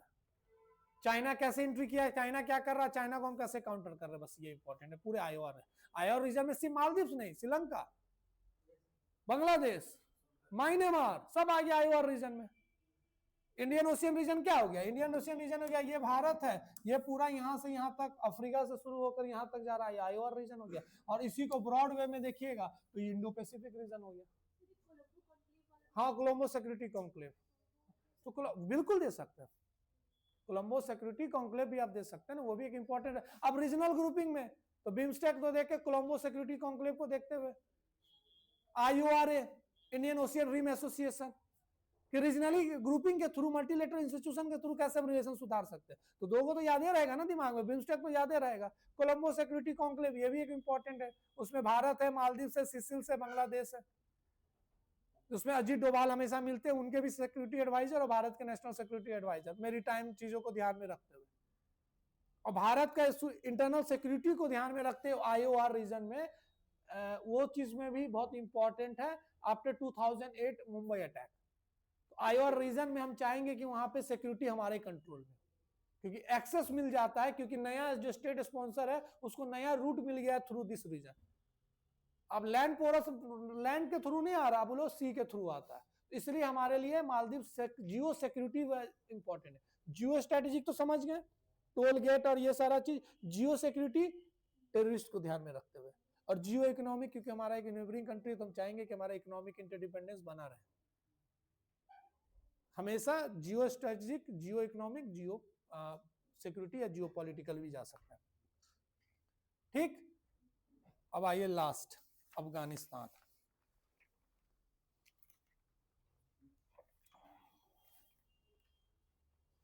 इससे ज्यादा रीजनल ग्रुपिंग रीजनल कंट्री में नहीं पढ़ना है, पड़ोसी देश में बस। What is your personal assessment of India position on the instability in Afghanistan following the Taliban takeover? Sir hmm जैसे अफगानिस्तान जो है हम लोग बातचीत कर रहे हैं, वहाँ पे तो एक तालिबान गवर्नमेंट है, बिल्कुल तो म्यांमार में जब जिंदा गवर्नमेंट तो वहाँ पे हम लोग अपना एक्टिविटी पार्टिसिपेट कर रहे हैं। हम लोग कहाँ साइडलाइन नहीं किए ना। हम और अब भारतीय हैं। हमारे लिए एक दुविधा बना हुआ है, हमारे मन में एक दुविधा बना हुआ है कि अरे यार ऐसे आप जो चीज आपके इथिक्स मोरालिटी के कुछ अगेंस्ट जाता है, लेकिन आपको पता है कि ठीक है मेरे मन मेरा गवाही नहीं दे रहा है, लेकिन हमें मजबूरी है, बात करना होगा, क्योंकि अगर नहीं बात करेंगे तो it may be challenge our internal security as well as our positioning in geopolitics. तो हम मन मार के मुंह कान मान के बात कर रहे हैं। तो कंधार दूसरा चीज है, वो कंधार तो उस समय तो कंधार का सिचुएशन अलग था, लेकिन म्यांमार में हम बात कर रहे हैं कि नहीं बात करेंगे तो उसका रिजल्ट देख रहे हैं, मणिपुर हुआ। तो हमें उसलिए तो भारत के वहां जो चीजें हैं वो डायलेमा में है। एक तरफ हमें अनइलेक्टेड जुंटा गवर्नमेंट से बात करना होगा, और दूसरा समय we always vocal about the democratic structure and setup of democracy. तो ये हो गया डायलेमा, पॉलिसी डायलेमा जिसे पढ़ते हैं वैसे ही हमारे लिए फॉरेन पॉलिसी का डायलेमा है। करना ही पड़ेगा, नहीं करेंगे तो उसका ऐसा नहीं कि हमने बात करना बंद कर दिया। हमारे लिए यही, हम आपके लिए बोला जाए, आपसे पूछा तो क्या सबसे अच्छा, तो बोला कि भैया जो सरकार है उससे बात कीजिए, जो उसके कंट्रोल में उससे बात कीजिए, एंड होप कि जिसके साथ जो भी नया सरकार आए उसके साथ भी हमारा अच्छा एंगेजमेंट हो। एज ए फॉरेन पॉलिसी हमें क्या करना है, अभी आप है तो आपके साथ, अगला आएगा तो आपका उसके साथ, यही करना ही पड़ता है, क्योंकि नथिंग इज परमानेंट, एनिमी और फ्रेंड कोई परमानेंट नहीं है, permanent is only national interest. तो ये चीज याद रखिए, पूरा चीज का जवाब एक ही लाइन में खत्म हो जाता है। तो यही चीज तालिबान के साथ भी हो रहा है। तालिबान का जो वॉर पढ़िएगा, तालिबान इज अफगानिस्तान का जो वॉर पढ़िएगा, we know that the Afghanistan is a graveyard of the empire, यही टर्मिनोलॉजी यूज किया जाता है। अब जो सिकंदर था अलेक्जेंडर, उसका यहाँ पे ही हारा, उस नहीं जीत पाया, फिर ब्रिटेन का हेजीमनी यहीं पे खत्म हुआ, और यूएसए का, रसिया का डिसइंटीग्रेशन हो गया, और यूएसए का भी हेजीमनी यहीं पे। इसलिए बोला जाता है Afghanistan is known as the graveyard of empire. ये इतिहास में बोला जाता है कि सब अफगानिस्तान को कोई जीत नहीं पाता, अब कारण है उसका ट्रेन या शराब मिला हुआ उसको। हाँ, उसको शराब दिया है, विश्वामित्र ने शराब दिया होगा। तो ये चीज है। अब भारत हमेशा वहां पे, जब कोल्ड वॉर में Bharat always support the Afghanistan वाला जो नॉर्दर्न पार्ट था, अब नॉर्दर्न गवर्नमेंट था उसको सपोर्ट करता था, उसको रिमूव करने के लिए, क्योंकि वहां पे आइडियोलॉजिकल कॉन्फ्लिक्ट था, एक पार्टी को सपोर्ट कर रही थी यूएसए, एक को यूएसएसआर। तो भारत जो यूएसएसआर वाला जो चीज था, ये चीज हो रहा था, उसी को पार्टी को रिमूव करने के लिए तालिबान संगठन को बनाया गया, जिसको फंडेड करती थी यूएसए।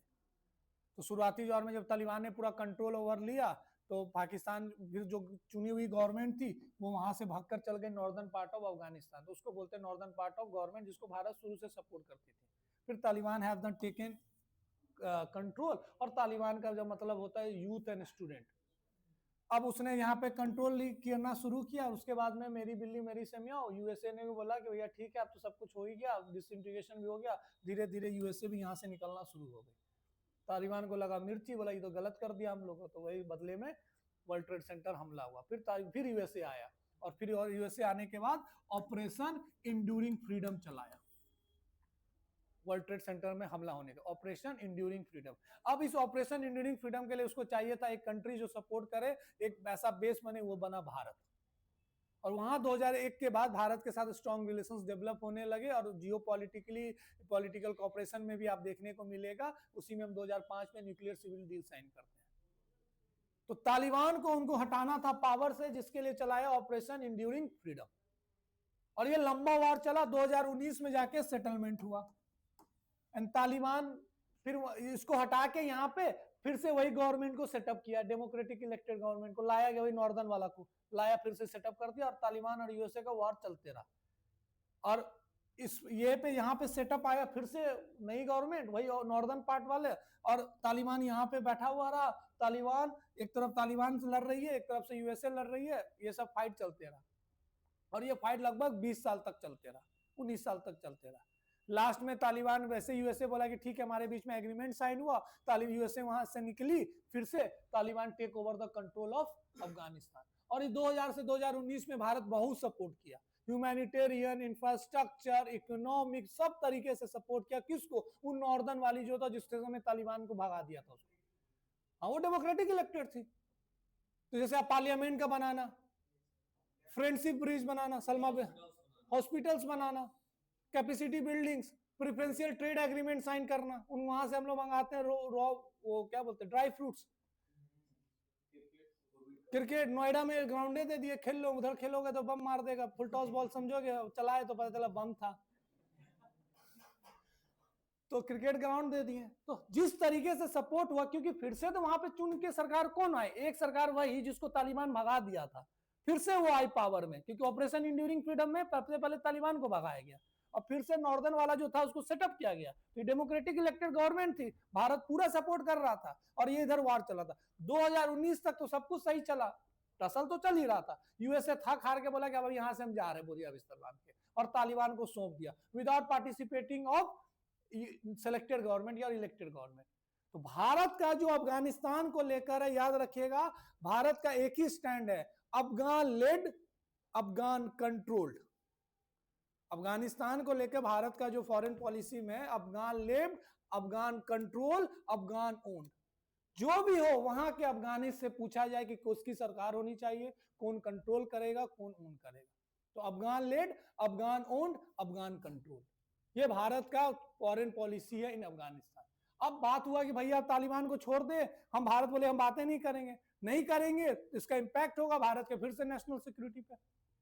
दूसरा, Afghanistan is the passage for central Asia, हमारे लिए सेंट्रल एशिया जाने का रास्ता है अफगानिस्तान, और central Asia is the reach of resources, हाँ, real rare earth minerals as well uranium, and to counter China as well we have to strong presence in Central Asia also।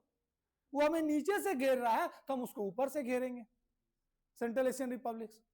तो हम अफगानिस्तान में तो मुंह बांध के बैठ तो नहीं सकते हैं कि भैया अब तो तालिबान आ गए हैं, तो स्टार्ट भी नेगोशिएट। आपने देखा हुआ जैसे उन्होंने कंट्रोल लिया होगा था, they all are doing exercise in gym. अब पीछे में AK-47 और 56 लगा, लॉन्चर लगे एक्सरसाइज। पार्लियामेंट में के बाहर जो झरना लगा था उसी से नहा रहे उन लोग, सब कुछ उनके लिए पैदा था, क्योंकि वो लोग उस टाइप से लाइफ नहीं देखे बैठे। वो पार्लियामेंट सेशन का फोटो भी आया था, तो वो चीज है। लेकिन इसका मतलब क्या, हम बातचीत नहीं करेंगे, नहीं करेंगे तो national security, Pakistan entry, China entry, and they will challenge our sovereignty और इंटीग्रिटी। सिक्योरिटी सबसे बड़ा थ्रेट तो सिक्योरिटी होगा। और दूसरा, हमारे लिए इकोनॉमिक बैरियर जो बन जाएगा सेंट्रल एशिया। इतना साल जो हमने वहां पे इन्वेस्ट किया, तो यूएसए ने लास्ट में गेम खेल दिया। हम तो इन्वेस्ट इसलिए कर रहे थे ना, पार्लियामेंट बना रहे, सब कुछ बना रहे कि हमें एक्सेस मिलेगा सेंट्रल एशिया में। चाबार तो बना लिए, चाबार से हम ईरान से घुसेंगे, जाएंगे तो अफगानिस्तान ही होते हुए, नहीं तो फिर ऐसा घूम के आएंगे का। बिल्कुल बिल्कुल। तो हम चाबार से फिर वहां से डेलाराम हाईवे है, जरांस डेलाराम हाईवे, उसको कनेक्ट करना था। तो हमने बहुत पैसा झोंका 10-20 साल में, लेकिन हमें क्या मालूम था कि अगला सरकारें बदल देगा।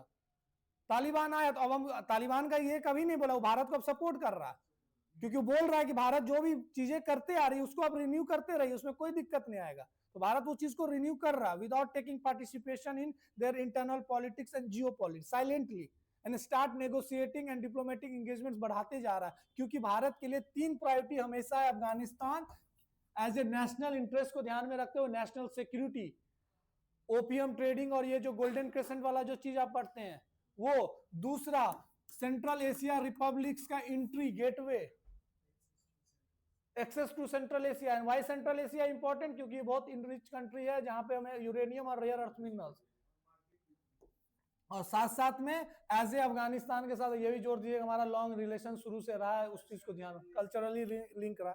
लेकिन स्ट्रेटेजिकली, जियो स्ट्रेटेजिकली क्यों इंपॉर्टेंट है, Central Asia, national security, golden OPM को ध्यान में छोड़ दीजिएगा तो यहाँ पे अभी ओपीएम का वो हो रहा है, उसके साथ भारत का सुरक्षा चैलेंज होगा। अगर हम बात करेंगे तालिबान गुंडे से अगर दोस्ती कर लिए तो फिर जब कोतवाल तो फिर काहे डर का। तो यही चीज है, ये फॉरेन पॉलिसी। अब भारत यहाँ पे सो मेनी इंपॉर्टेंट डेवलपमेंट्स कर रहा है उस चीज पे है, तो Bharat heart of Asia on तो हार्ट ऑफ एशिया एक ग्रुपिंग है, उसमें भारत स्ट्रांगली वो करता है। सेंट्रल एशिया का एससीओ इसलिए बनाया गया कि रीजनल ध्यान में अफगानिस्तान को ध्यान में रखते हुए, और अफगानिस्तान को हार्ट ऑफ एशिया बोला जाता है, उसका भी भारत मेंबर है। तो तालिबान के साथ जो ये पूछा गया है बस उसी चीज को लेकर समझना, हमेशा याद रखिएगा, Afghan led, Afghan owned, Afghan control. उसके बाद जिसको जो करना है कीजिए, भारत का यही फॉरेन पॉलिसी है। एंड फॉर द, बोले क्यों बात कर रहे हैं, तो भैया क्यों नहीं बात करेंगे, for the sake of national security, for the economic, Central Asia, national interest, हमें तालिबान गवर्नमेंट उससे बात करना होगा। And we can initiate, we can pursue for the elected government, कि वहां पे चीजें हो। क्यों हो, क्योंकि भारत का जो फॉरेन पॉलिसी अफगानिस्तान को लेकर वो है Afghan led, Afghan owned and Afghan control, बस खत्म। यही अफगानिस्तान का फॉरेन पॉलिसी भारत को लेकर। चीजें समझ में आई? ये पूरा एरिया है जो हमें नेबरिंग कंट्रीज में पढ़ना था। फिर जब नेक्स्ट सेशन करेंगे तब हम ग्लोबल पे भी बात कर लेंगे और वेस्ट एशिया। ब्लॉगर वगैरह अफगानिस्तान जाता है, ब्लॉग करता है, उनको बहुत स्वागत करता है। हाँ वो तो करेगा, नहीं करेगा तो फिर अपना पार्लियामेंट बना ले, बोलेंगे दे दो मेरा पार्लियामेंट। ठीक नहीं, अब नहीं होगी।